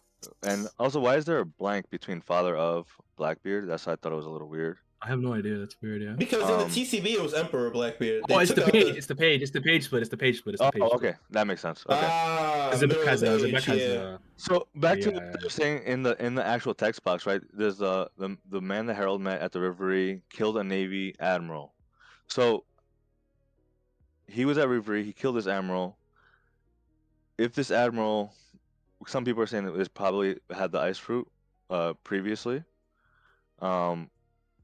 How did he kill him? Did XEBEC the Rox have? Wait, why do people assume that it was the ice fruit user? That I don't remember, but I think Musa maybe can tell us in the chat because he brought it up. Yeah, he did bring it up. Yeah, he brought it up in the Twitter chat, so maybe he can tell us in the Twitch chat, and we can get back to it. But yeah, he killed an admiral, which is wild, and it's kind of interesting that he has a insane feat. Sorry, insane feat. Yeah, he killed 56 years ago. So it made me think, like, how do you kill an admiral? Because we know most of these admirals have Lugias, right? And at that time, back then, definitely like ultra powerful. So what if he is the original fruit that Blackbeard had? That's why Blackbeard wanted that fruit so bad, because it was his father's, right? I think it's a possibility. I think with that fruit, you're able to nullify anyone's fruit. Like that's why he's able to keep all these devil fruit users in check, because of that power. So like, if they start acting up, he's just like, all right, yeah, you want to start up, Whitebeard? All right, yeah, it's not happening. Like, you know, so like. We don't even. Do we know if Whitebeard has his fruit here? I think we're lacking a lot of information to make certain assumptions. Yeah, it's just assuming because of the fruits that we know that they have. But for the most part, we do know that almost everyone in Rox's group have devil fruits. No, they don't. No, that's not true. That's not true. We know Shiki. We know Big Mom. Big Mom, Kaido gets the devil fruit. Whitebeard. No, Kaido gets the devil fruit at God Valley after Rock's Pirates dissolved. Yeah, after they dissolved. So he didn't have it while he was a Rock's Pirate. Yeah, it's really just Big Mom and Shiki, no? I mean, we also that we confirmed on, right? Yeah, and maybe Whitebeard too. And confirm. Yeah, we don't know. We really just don't know. I think the only confirmed one is Big Mom. Yeah. Oh, because she ate the Lady Caramel. Yeah, and Kaido even mentions it, like, yo, like you wouldn't gain anything from those fruits, and obviously we know she had it 60 years ago, whatever it is. But she's making fun of Kaido for not having a fruit, right? Yeah, that's what it was. And that's what Kaido was going for. I wonder what it means for these three people to be in his core group before he's even a pirate, right? Before they are the Rocks pirates. I kind of find it sick that like there's a core group. It's not just a group. It's not just that 8 or 10 of them or whatever. Like these three were his first like post time 3 time skip niggas, you know what I'm saying? Yeah. On the industry. Especially this group of people like, bro, Shiki, we know nothing about. I'm so hyped to hear more about finally Shiki, get to see some Shiki stuff would be cool. That's so sick. Yeah, that's going to be dope. But let's talk about the agenda. Oh yeah. Let's talk about the agenda. Oh yeah. So that's the stuff. That's another one. So that's another slice against Admiral fans, because this man killed an admiral before he was even the captain of a freaking ship. That is, bruh. I agree. I do agree, but I want to put an asterisk there because I think that XEBEC is probably top 5 of all time in the entire series. Probably top 3. I'm not gonna lie to you. No, top 5. Because I'm not counting. Yeah, I think top 5 makes more sense. Yeah. No, but I think that there are some people who there should be an exception for in terms of scaling because they're just that much better than everybody else. What if it was like a Green Bull? You know, like it's not that big if you kill Green Bull. You know what I'm saying? If you got I'd be like, yo, big time. Nah, that's real. That's real shit. That's real shit. As much as we clown Green Bull, he's still an admiral. Like, you're not lying. It takes nothing away from the title. You get one shot by someone, you're still an admiral. So that's like, you know, that's on you, bro. That's on you for shaming the admiral name. We don't know that he got one shot, right? Huh? You don't know that he got one shot, right? Nah, we don't know he got one shot. Of course not. But at the same time, this is one way to reveal a character. To tell us that the person that was murdered at Marineford was an admiral. Yeah. Not Marineford. The Reverie. I mean, not Marineford. Sorry. Yeah, at the Reverie. At the Reverie is an admiral character. It's an admiral. Like, and that is his first bounty. That's your first bounty. That is like that as well. Yeah, that is an insane way to get on the radar. People wonder about the reason Rox is at this Reverie and that he could have been a king before, which I thought is interesting. That's an interesting theory. Yeah. What the hell is he even doing here? I seen Mr. Morge's video, and he had a Patreon that basically said that he believes that not only Rox was a king, and that's why he defected. Which, by the way, a king with that much power that he can like kill an admiral and then dip, that's hella. But also that Brook might have been serving under him prior to the story, because it kind of lines up with like when Brook. Yeah, it was well before he died. Yeah, well before he died, when Brook decided to become a pirate, and that Gunko's like father, he could be Gunko's father, and you know Brook was serving up under him, and that's what inspired him to become a pirate as well. So like, that's all this stuff is lining up to be very interesting because we know we're going to definitely get more on Brooks' backstory with when it comes to him and Gunko and stuff like that. So yep, this arc for sure. It's going. Oh my goodness! So freaking but no, killing the admiral as your first bounty. That's like, I don't even know how to describe it. That's insane. That's just crazy. Like this character. And then Roger, like he obviously was dealt with, whether it was like Roger, like Garp, it don't matter. That shit, like they get upscaled off of that. Just off that beat alone too. So it's like, yeah, I think Rox is probably a fucking absolute demon. I mean, it took Garp and Roger to team up, right? Exactly. To beat him. So like he is an absolute fucking problem. And he's the captain of all of these demons, right? Whitebeard being one of them, who later on is Roger's rival. So this guy is a problem, bro. And he's Blackbeard's beat him was with hockey too. That's what they needed, hockey to beat him. You know, so that's another thing.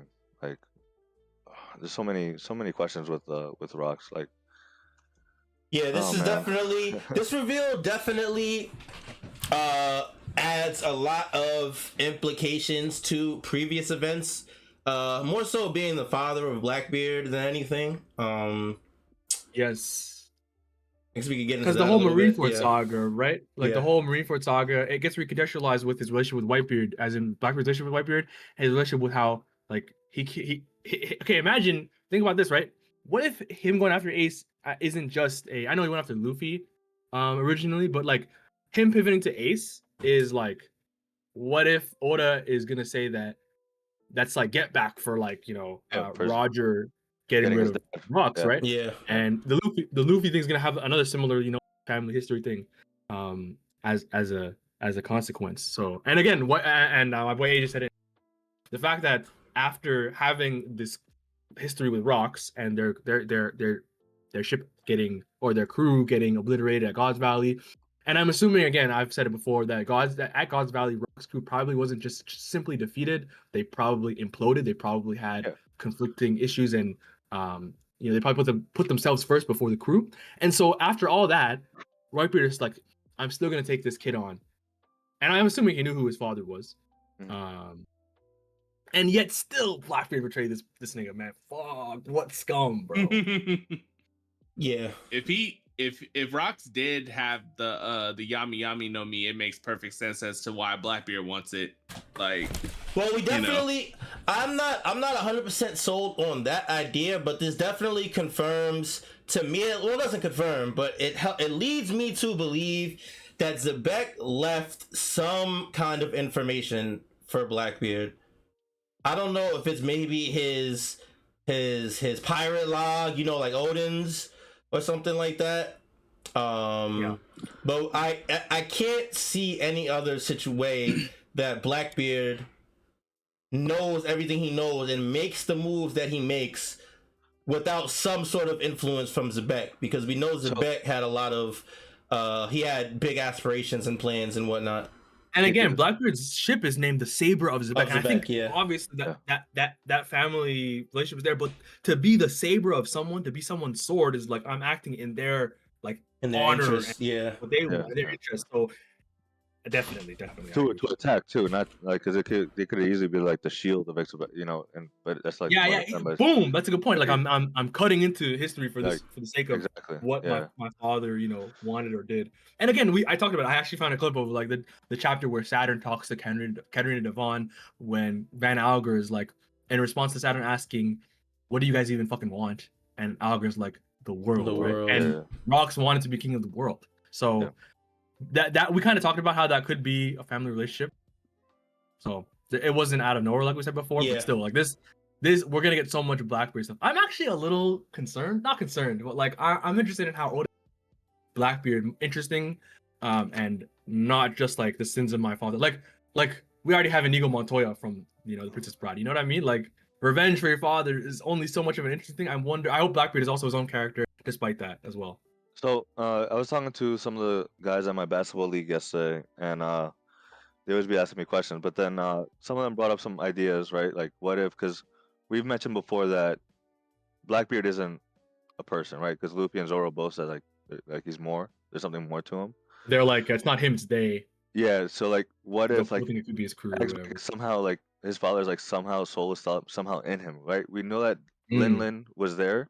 She has the soul fruit already. We also why is Blackbeard going after Moria for the shadow fruit because he's able to revive people, right? So there's definitely something there, and as to why Blackbeard knows so much already of what his father's plan was, and also another person that we don't know anything about, Luffy. Like this dude knows a whole bunch of shit.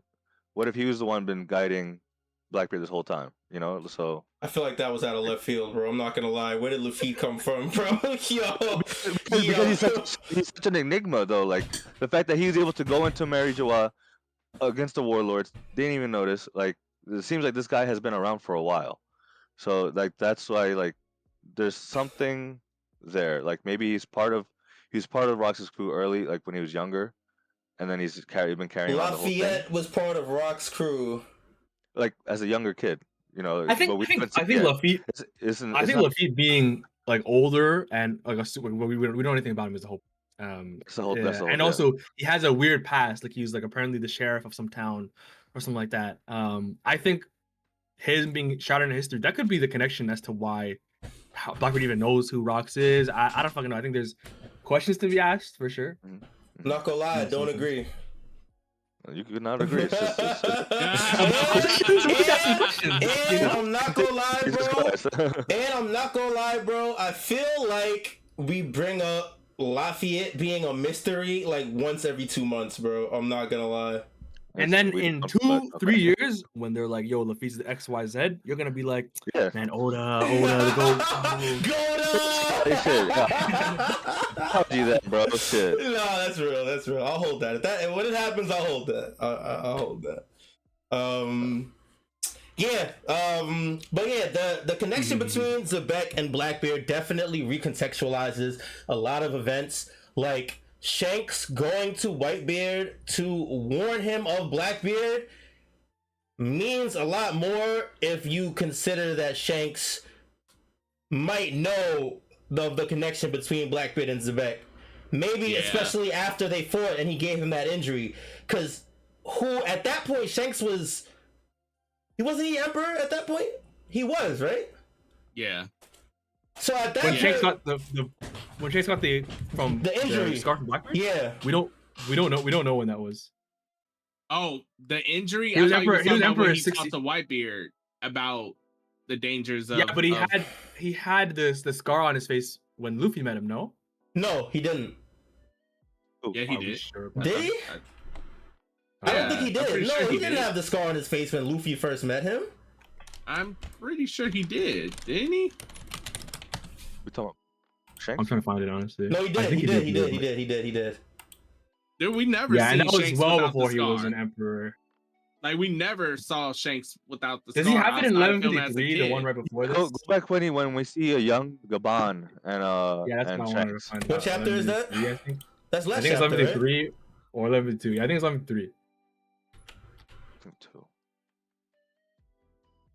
Wait, dude, when he finds the Nika fruit, he has it for sure. When they're like, yo, it's a world government and ship, and then he says, "Who cares?" Right? He has it on that, so he probably has it here too.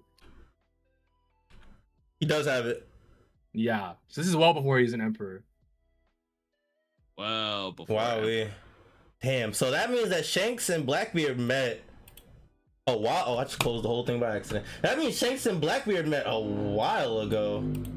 I mean, we know this for a fact because we saw that they technically saw each other at Odin's flashback, right? When Whitebeard and Roger. Well, yeah, I knew they met as kids, but that wasn't a real meeting. You know what I'm saying? That was them. That was Shanks and Buggy noticing Blackbeard and talking about the rumor. That wasn't them actually meeting. You know what I mean? Yeah. But yeah, I guess. Well, it does. I guess that kind of adds more credence to what I'm saying in that if Shanks has known Blackbeard for this long, and it's possible that he knows of the relations between Blackbeard and XEBEC, then him going to warn Whitebeard of Blackbeard, is deeper than just warning him of a threat. It's like, hey, this guy is dangerous, more dangerous than you think. Ace is not ready for this. You know what I'm saying? Nobody's giving me the scar, but the son of XEBEC. You know what I'm saying? Like, right. Yeah, it definitely recontextualizes a lot. The Ace and Blackbeard meeting, like Whitehuss said, is the second battle of Rox and XEBEC, Rox and Roger. Yeah, and just and the relationship between Blackbeard and Whitebeard. Go ahead. There's no way this dude Whitebeard had Rox as a captain, and no way he didn't look at Blackbeard and thought to himself, kind of resemble someone I know. Someone I know. Do you guys think that Whitebeard knew who Teach was when he accepted him on his shit? Yeah. Well, I don't. Okay, I know he knows. That's what I'm saying. I know he definitely knows. I know he knows. By the time he dies and he looks at Blackbeard, he's like, "You're not that guy."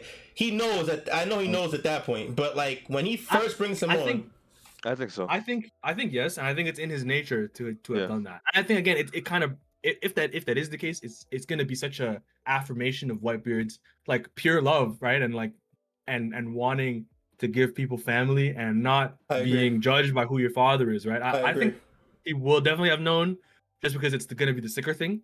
Yeah. It's just more nature versus nurture too, right? Like, so he saw Rox is dead. He had a kid. He's like, I'm gonna take care of him because, that was my captain, and I want him to be better. But that ends up not happening because. Well, yeah, we see that's doesn't fall too far from the tree. We definitely see that Whitebeard. That's Whitebeard's whole ideology. His crew is his family. And that definitely most likely comes from seeing his original crew implode from selfish motivations and agendas. Yeah. I agree with that. It could definitely end up, and it ends up being his downfall, bringing teaching. I definitely agree with that. Facts. And then we also, like, just from these small moments of him being younger, we see that he sees a child like crying, like Loki crying here, or when he got beat up earlier on. Like he cares about children, so. Yeah, we see Whitebeard is not a bad dude. We've seen that in these flashbacks. Yeah. Like Whitebeard is a good guy. He's definitely a good guy. Just runs with some rowdy fellas. At least to children. We don't know, like, he might be a little menacing back in the day. Who knows? I don't know. Is there anything else that we got? We went pretty deep. I don't know. I have a little bit to say. Unless Mod, please go ahead if you have something. Oh no, go ahead. I'll save it for later.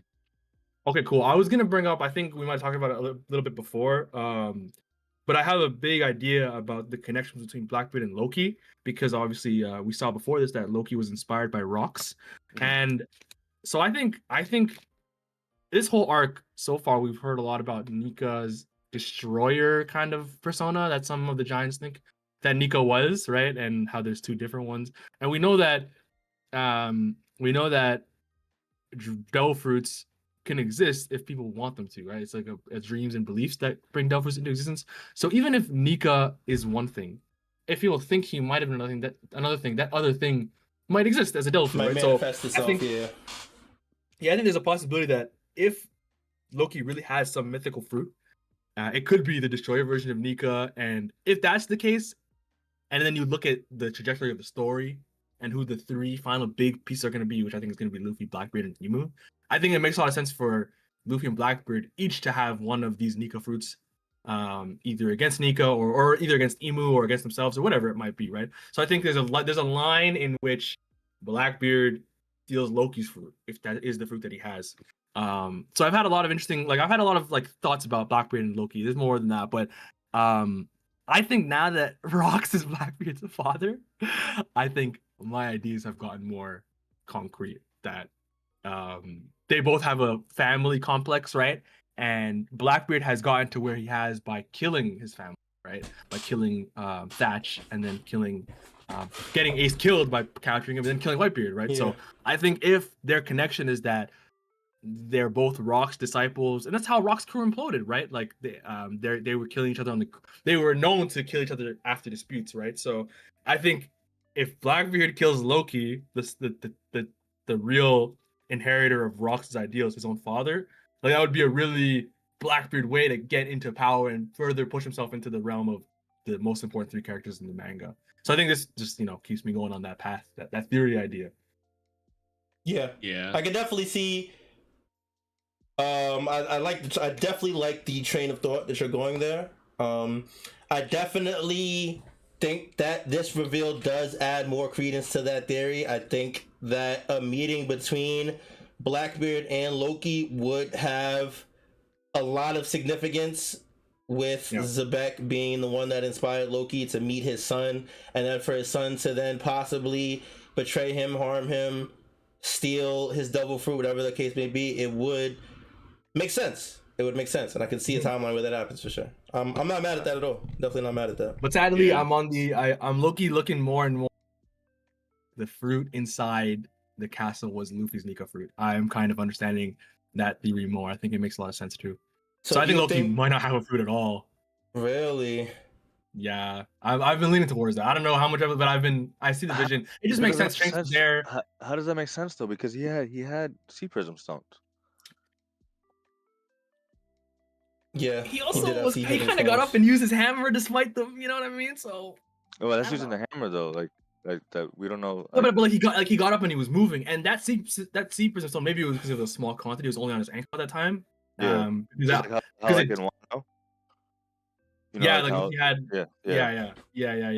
So that is, but then that sea prism obliterated Luffy, maybe because he was standing on a piece of it that was bigger than him. But I agree with you, Mister. But I just understand people's thoughts on that, because Shanks was there. He saw the castle after it happened, or maybe he was there when it was ending, that incident. Right. And then not even a year later, he goes to find the Nika fruit, right? So I don't know, man. I guess because we know that during this incident, we're assuming that at least the Holy Knights, somebody in Marriage Wa is involved. Yes. So I could see a situation where whatever happens here, they get away and they get the Nika fruit. They give it to the world government to take wherever they need to take it, and then that's when Shanks comes in and ambushes. Snaps it, yeah. I could definitely see something like that. But then, there's just a looming question though. Like, but didn't Shanks steal the fruit from the facility? No, he stole it from Zero. He stole it, but it was he stole a ship. It from. Yeah, who had it on a ship as the. It was world government though. It wasn't. Well, CP0 is the world government, so it's the same shit. Yeah. But there is still like the elephant in the room that like Loki has Sea Prism cuffs on. Like, I think Oda wouldn't put Sea Prism cuffs on individuals without devil fruits, because they usually don't need to, right? Like, but I think that's like, obviously this isn't like a stupid answer, but it's like that's the fucking like mirage. That's like that's the disguise in that, like the red herring. Because think about it, everyone in the island thinks Loki stole it. Loki killed his dad, right? Like, it would be crazy for them to be like, okay, let's put you in these cuffs. I don't know. I mean, I don't know. I guess I don't know. Maybe. I do like. I'm starting to think about it more. I kind of like the theory, man. I'm not gonna lie, because I'm thinking about it. When we see the chest in the flashback, I don't think it necessarily says that Loki took the fruit.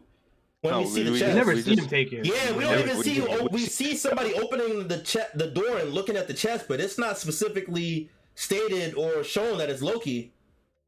And that's not something you really do, right? If you're trying to if you're Loki in that situation, right? Like you're not going into a storeroom. You're like, what the fuck? Why'd you kill my father? You know what I'm saying? Like you're attacking. You're not just looking around the castle. That's some shady ass shit to be doing, right? Like looking into the storeroom after like the king dies.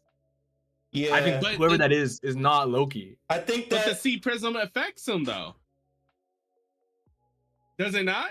Does it? How much does the Sea Prism affect him? He might have collapsed because he got stabbed in the stomach 20 minutes ago. But he's been chained for 5. He has been chained. I see. He's been chained for years. I see why is his train of thought, because he's chained because the people think that he killed his father, and stole his fruit. So if he didn't kill his father, it's possible that he didn't steal the fruit as well. I understand. No. You know what? Here's the thing. But go ahead. He may not have stolen the fruit. The question is like, is he just standing there by himself, right? Like, right? Yeah, because right? Like, I understand. Yeah, like it's come on now, it's Loki. Ain't no way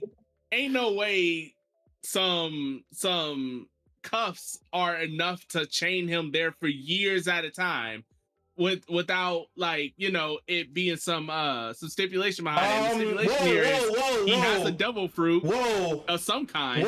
You know, it don't have to be that devil fruit. Guard? You're breaking up. You're breaking up, Kelly. You're breaking up, Kelly. Hello, can you hear me? Can you hear me? Hello? Yeah. All right, Guard? At Hachinosu? I'm sorry, you kind of... I'm still breaking up. I don't know what's going on. Garp and Hachinosu? Is he not chained up in C prison cuffs? Chains? Yeah. Guard, and he's like chained. He's saying, okay, that's a good point.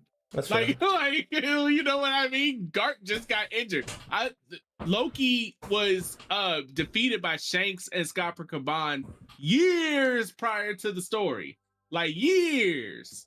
I'm saying, like, you think him being just cuffed down there for 10 years, a dude that fell from the top of Elbaf as a baby, splat to the floor, and is climbing just fine. I think now casually jumping off and trying to kill himself and can't do it. I think that you have to consider that. I think that you have to consider that he's not just tied up to some rickety ass pole. He's tied to the literal world tree. Yeah, like, and we know that sea prism stones, even though their main ability is to nullify devil fruit powers, we know that they are damn near unbreakable regardless. Right? Let me ask you this. Let me ask you this one question. So we know, right, that Luffy and Zoro uncuffed like 2 arms and 1 leg. Yeah. He has the other leg cuffed. If that's the case, and he has access to his hammer, a hammer that we saw he swung and made the whole Elbaf shook and lightning and shit. Yeah. Why is he so pressed on Luffy and Zoro to uncuff that other one if he has no devil fruit? Yeah. You telling me, like, with both his arms, he has both of his arms available. It's like what Callie said. He has his hammer available. You telling me he can't break himself out now if he has no devil fruit? Because sea prism stones have been proven to be damn near unbreakable, regardless of who hits it. Have we seen a sea prism stone get broken at all in this entire series? I can't think of not a single time. So unless Loki is that much of a commodity that he's top in the verse first to where he's beating a feat that nobody in the series has done before, I don't think that it's out of the realm of possibility that sea prism cuffs are enough to hold him. Plus, they absorb energy even if you're not a devil fruit user, right? It's not to the same extent as a devil fruit user. True. Okay, I take it back. I take it back. Don't hurt me. But yeah, even if he has this one ankle cuff on, he can't go anywhere, because it's unbreakable. He can't break off the tree. He can't break the tree off. It's the atom tree, right? Is it confirmed that sea prism stone is completely unbreakable? The only thing I'm thinking of I honestly never heard. I heard they're very resistant. I heard they're powerful, but unbreakable? I'm going off the context of the story. Rayleigh broke it. I was gonna say, were those ones sea stone? Yeah. Well, I mean, that's what they said. That's what they're saying, but I'm about to say, so you saying those cuffs that was on Cammy when she was in the slave house, right? Yeah. Those were sea prism? Mm-hmm. Yeah, they were all sea prism because they weren't sure. I think that's what they use in general. That's what it says here. And he reeled those the fuck off. Using armament hockey. Yeah. The ones on Wano, the one Luffy had. Did Luffy break other people's? He broke Yamato's. Yeah, he did. But those were weaker though. they did say like they were weaker on purpose because they needed the people to continue working. Oh yeah, they are C Prism. Yeah, because Yamato, but they specifically say those are weaker. Yeah. But hey, they're not unbreakable, regardless.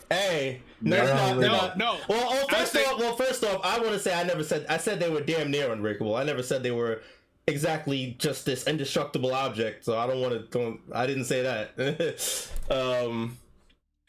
I'm just saying, like, it makes no sense. And let's say you want to take it to its extreme conclusion that, like, no matter what, Loki can't get those off, bruh. Loki again has both his arms and that hammer. He don't have to necessarily get the cuffs off per se. He can smack whatever it is that's holding the cuffs onto him. So like the base or whatever. Yeah, scrape around the tree, whatever. He don't necessarily need them to uncuff him if he really wants to be free. Why does he need it though? So that he can use his powers to his full extent because he has some type of devil fruit. But this goes back to he's injured because he is injured at that point in time. He's on the brink of death, like literally about to pass out. Oh, he's better now though, ain't he? Because they want him to. That's why Scopper. They are so like. He got gutted, bro. He's not like he's better, sure, but he's not like 100%. Okay, but they want him to uncuff him, and they still unhinged about that. Like they want to uncuff him so that he can come, so that he can. Go ahead. No. But listen. Not everybody is for that, right? Hirudein, he don't want that to happen. And some other giants were like, nah, don't uncuff him. Or like they're apprehensive about the idea of uncuffing him. So they're willing to leave him there and go up on the surface to deal with the imminent threat. But he still has, again, both his arms and hammer available. So I'm just saying that if they're willing to leave him in those conditions, that must mean that he can't get out because he is suppressed by the C Prism Stone. Like that is suppressing him. It's suppressing him because otherwise he can just get out on his own accord. So why even leave him like that in that state in the first place? I don't think he would have been able to get out in his own accord before they did anything. He was wrapped up. It wasn't like he was just wrapped at his wrists and his ankles. He was chained around the tree by his entire body. Like he wasn't going nowhere. I know he wasn't going nowhere at that point, but I'm saying like right now. Right now or at that point before because right now he's reasoning with them. That's what I meant. I mean, like you mean more right now. It's right. No. Yeah. Okay. Yeah. More right now. Yeah. Sure. But I'm saying like just in general that he's pressed on getting those cuffs off. He just is. And normally you don't see that with One Piece users unless One Piece characters unless they have a devil fruit attached to it. Like come on now, Marco. When Marco was cuffed and when he was cuffed at Marineford and stuff like that, and he's like, bro, get these cuffs off me. He was still able to move around and stuff, but he can't use his powers. He can't use his powers to his full extent. He was still able to like move around. It wasn't like, oh, it ain't the same as like if Rayleigh was cuffed. Rayleigh cuffed, he's still fighting because they're not affecting his powers. Marco cuffed, they're affecting his power, so he was pressed on getting them off. Like I'm saying, like Loki is in that category of get these cuffs off me so I can exact my full power. I agree that isn't his argument get these off me so that I can help defend Elbaf? Well, and also because he wants to use his power. Well, he says that. But I think there's like an order of magnitude. Like there's like 1A is like, no, get me out of here so I can help. And then either way, he can't help if he doesn't get out. Yeah, I think he says. I think what you're talking about is that end of the chapter where he's like, "Looks like you guys will need my power after all," and then he's like, "Get these cuffs off me, so I can come help, accompany you." I mean, yeah, but I mean, obviously, yeah, it's not. super clear cut. Like he's not saying get these cuffs off so me I so I can can use my devil fruit fruit. abilities. Yeah, but who does that? But who did that in the entire series? No one that says that explicitly in the entire series. But I think it's pretty odd. No, but that's the thing. Context clues. That's the thing. Like, I agree that I think that what Mod is saying is the most realistic outcome, but I also think like that reading the context, yeah, but I think that train of thought is what makes for a great misdirection, because that's the train of thought that most people are gonna have, because that's what makes sense.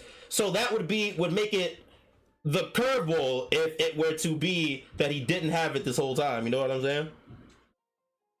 He don't have. I'm not saying, and again, I'm not saying he has to have the stolen devil fruit that was in the castle at the time. I'm saying I think he just has one. Period. Like he has one right now. That's fair. He might have had it before he got captured. But before he got defeated by Shanks and No, when he saw Harold was getting stabbed and stuff, he might have had it then. For some reason, I think that like I'm of the belief that if he doesn't have that devil fruit, I feel like the most. I guess I don't know, because I want to say that if he doesn't have that devil fruit, I feel like it makes more sense for him to not have one at all. Like, no, I never had one in the first place. Maybe he shows it by, I don't know, swimming or something like that, or not being affected by Blackbeard's ability. I don't know, something crazy. I don't know, man. But I think you're making the most. I think you make the most sense. Yeah. At all. But I think I'm just kind of intrigued by the idea that it might have been Luffy's fruit in that thing, and you're not disagreeing with that either. I'm not. I'm saying, like, and you're right. It could be all a red herring. It could all be a red herring. This could be the one time where Oda is emphasizing that these are sea prism cuffs, showing that Loki is like kind of weakened and all this other stuff. Even before, because technically, remember when we first got introduced to Loki, the God's Knights did not see him yet, and he already looked kind of like, helpless and stuff anyway, even though he did shout or whatever, but he still looked pretty helpless for the most part. And maybe all that being emphasized, him saying like, get these cuffs off me so I can help, all that could be a red herring.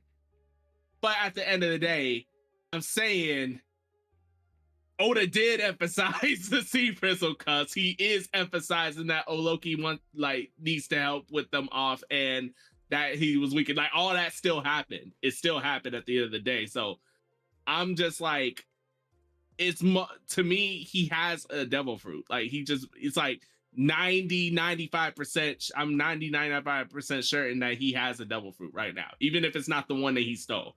The one that was claimed that I was taking. Yeah. Even if it's not that one. That's fair. Yeah. That's fair. That's definitely fair. Possible. What if there was two devil fruits in that chest though too? I mean, they only mentioned one. They only mentioned one, but it could be the both of them. Yeah, it could be the both, like both Nika fruits or whatever. Yeah, Nika fruits, right? The destruction one, the liberation one. But also, I was thinking, like, I know when that chapter dropped, I had mentioned that it was possible, because he mentioned that he fought the God's Knights before, right? So, like, what if it was during that time, and what if, because we all know that he got framed to an extent, what if he got defeated and they force fed him the fruit to frame him even further, to be like, see, he took that shit, he killed his dad to take that shit, to take the fruit. And then that just, and no one believes him, and then that's why he goes on a rampage and then starts going even crazier. I feel like the government wouldn't want to get rid of a fruit like that or just give it to one of the giants willy-nilly. I think what you were saying earlier in the arc, where like he aimed to protect it, is the most locked in. If he did eat a fruit. Yeah. Yeah. But agreed. That makes the most sense. Yeah. Agreed. It's definitely fair. But we'll definitely see. Roxy's a back. Yo, this shit is hype. This shit was hype. This shit was definitely a hype reveal. I guess that's about it, right? Anything else that we want to talk about before we wrap it up? The backstory is definitely going to be longer than I anticipated. I thought originally it was going to be like maybe 4 or 5 more chapters, but nah, this probably. No, I think we still got. I don't think we got a lot left, because if you think about it, what other events? I think we have to have the event between XEBEC and Harold. We gotta get Loki getting rejected by Lola. Mm-hmm. And I can't think of anything else. You got a couple. You got the bonding of Loki and Xebec, because you got to see like. Yeah, but that's only one chapter. I'm pretty sure. The next. I think the whole next chapter is going to be all Xebec. It's going to be him fighting Loki, meeting Harold, whatever he does on the island, and then he leaves. Really? You think all that? See, I don't think that's one chapter. I'm not gonna lie. I think that's one chapter. Yeah, I do. Because I don't think that. I think that this reveal is set up for what's to happen. This isn't the reveal of Xebec to learn more about Xebec. This is the reveal of Xebec in relation to Loki and Elbaf. I agree with that 100%. And that kind of makes me agree with you now. That might be just one chapter. I personally, I don't think it's one chapter, just because Harold, the simple fact is that question, is Harold here? Harold is not there, right? Like, he's not. And you telling me we're going to see like the bonding? Yes, bro. This entire flashback, we've been going through decades in every chapter. We've gone through multiple time skips in single chapters throughout this entire flashback. You know what I'm saying? Like, this flashback is moving. It's moving faster than others, definitely. Yeah. Do you think? Okay, let me ask you this then. Do you think we're getting another Loki flashback at some point in Elbaf? No. I think this will be all. No. Okay, then if that's the case, I definitely don't think this is one chapter, because here's the simple fact that Loki and Xebec, everyone else, like, as far as like what's his name, King Harold and stuff, a lot of stuff that they flash through are inconsequential stuff to the overall narrative, that we can kind of brush past. You can kind of be like, okay, this happened, okay, skip this, okay, this happened, skip that. You can do all that, but you can't really do that with the bonding of Loki and Xebec, because that was such a pivotal moment in Loki's point, that he, as an adult, is flashbacking to that moment.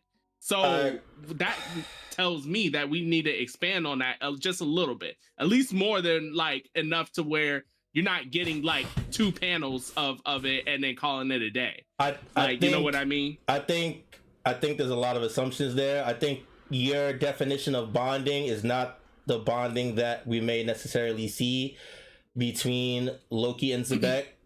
I think based off of this first interaction, I don't see Xebec as the take Loki under his wing type. No. I get you. No, let me finish. I get you. I see it more as the Loki follows Xebec around, trying to join the crew, learn shit, whatever, and Xebec is trying to piss him off, get him to fuck off, while he handles his business. And I think that kind of bonding doesn't need a lot. I think that kind of bonding needs more screen time when the person who is pushing away the other person has a change of heart at one point, has a turning point, and decides to like the character. I don't know if you're following me here.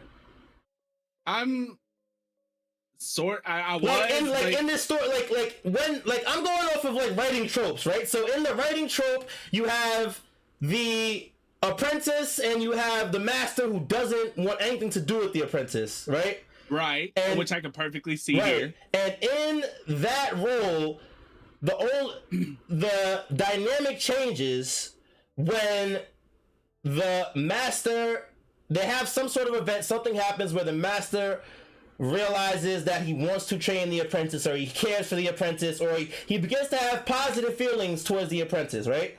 I don't see Xebec having positive feelings towards Loki at any point before he leaves this island. And because of that, I think that this dynamic is going to stay the same. And because of that, I don't think it needs that much screen time, because it's just going to be Loki chasing Xebec around. I don't need to see that for 3 chapters.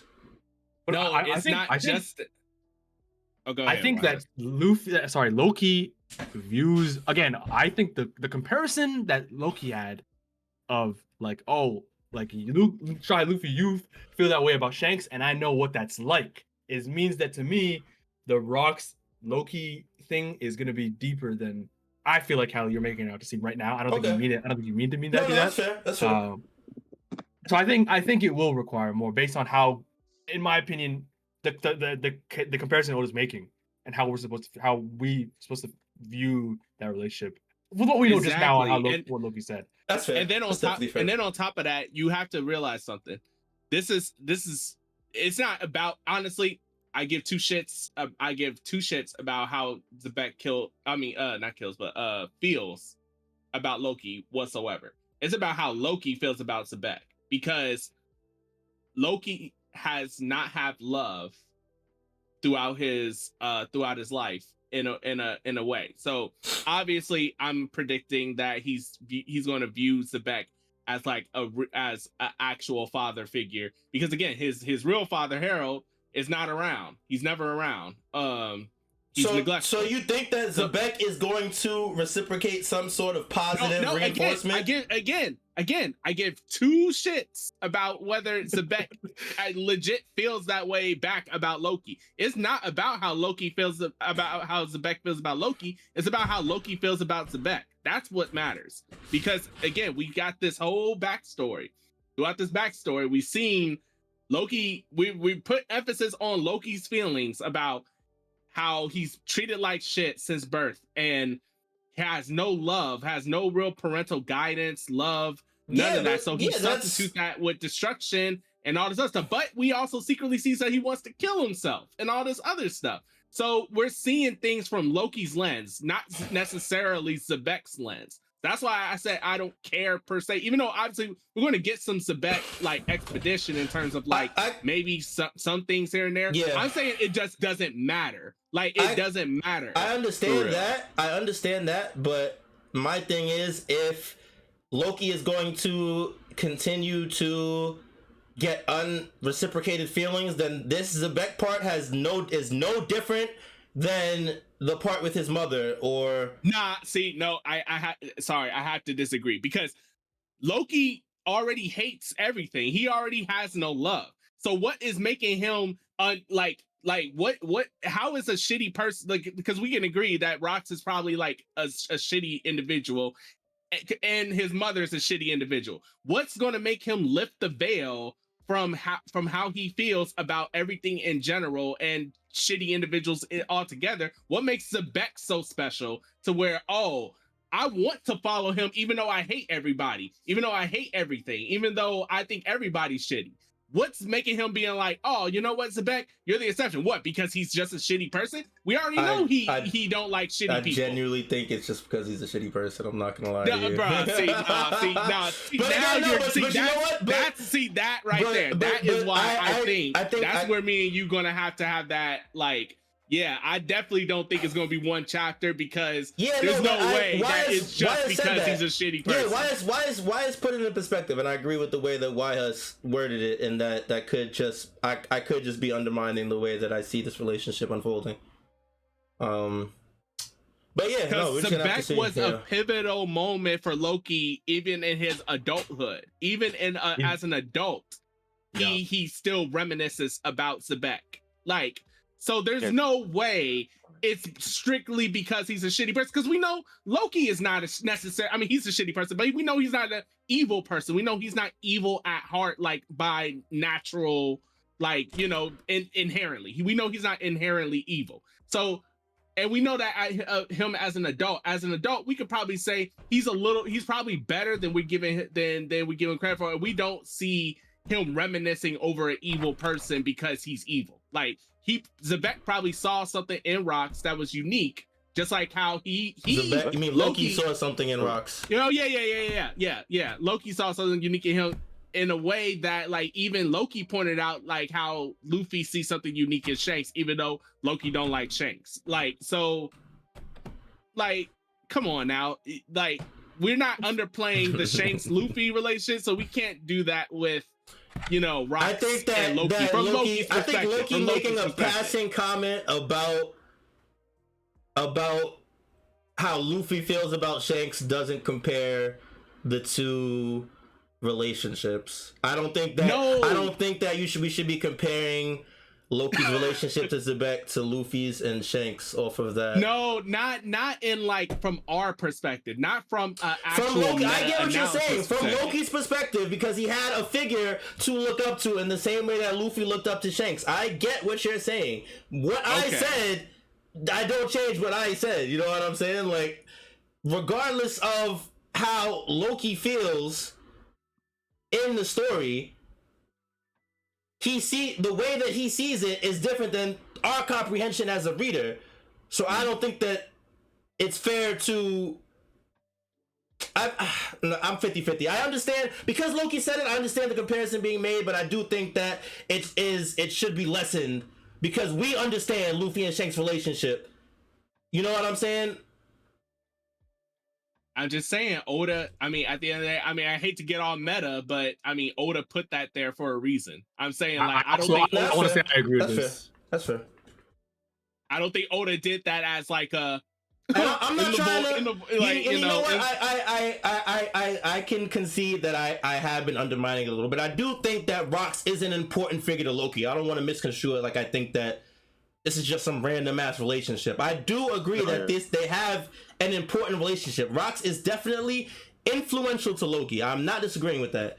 I just think it can be done in a chapter. I'm not gonna lie to you. That's fair. That's fair. Okay. But I guess we'll see. We will literally see. We're literally gonna see next chapter. We're gonna see next week. We're literally gonna see next week. So, hey, this one I can make a bet with you. All right, no, I'm not making no bet. No, I'm not making no bet. I'm not making no bet. I'm not making no bet. It's done. Yeah. Is there anything else we want to talk about before we wrap it up? Is this our longest episode ever? Have we? I don't think we've gone past 2 hour marks before. I'm not gonna lie to you. I don't think we've hit 2 hours before. I think we did. I think we did. Yeah. You know what? We might have on like one of the Jeopardy or the draft episodes. Yeah, we might have. Yeah, we might have. It's definitely up there though. It's definitely up there. It's definitely top 5 for sure. Insane chapter, insane episode. Big shout outs to everybody in chat that was hanging out with us. Chat was super active today. I guess that's what happens when it's a crazy chapter. Chat was super active today. We appreciate all you guys that was in the chat chatting it up with us. We appreciate that. Make sure you guys tune in live every Sunday, twitch.tv/Cali_Mac or YouTube at Straw Hat Sit Down every Sunday at 12. Come check us out. You know, we out here talking our talk, going over these chapters, doing the side content. You know, come show us some love. Come talk with us. You know, we'll always respond. Go back and forth. You know, we here. Come hang out with us. We here, man. Yes, sir. Always. Big shout outs to everybody watching, listening to this after the fact on Apple Pod, YouTube, Spotify Pod, etc. We appreciate you guys as well. If you're not following us on our socials, make sure you're following us on our socials at Straw Hat Sit Down on Instagram, TikTok, YouTube, and Twitter. You look for us, you will find us. Definitely a dope episode. No break next week, so we are going to hopefully see the continuation of Rox. Maybe you'll see what he can do, how long he sticks around, all that good stuff. We'll find out next week. But yeah, I think that's about it, right? That's about it. Thank you for your subs. Thank you for 300 subs. We appreciate you guys. Much love to all you guys that are sub. Let's get 300 more. Let's do it. Let's fucking do it. Much love to all you guys today. I hope you guys enjoyed the episode. And until next time, take it easy. Be safe. Be healthy. We appreciate you guys. And we will see y'all when we see y'all. Peace. Peace, y'all. Peace.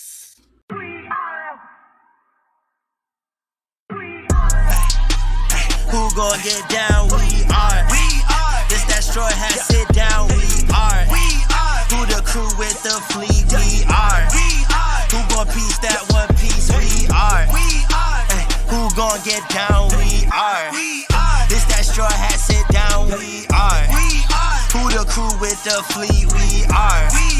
Who gon' piece that one piece? We are.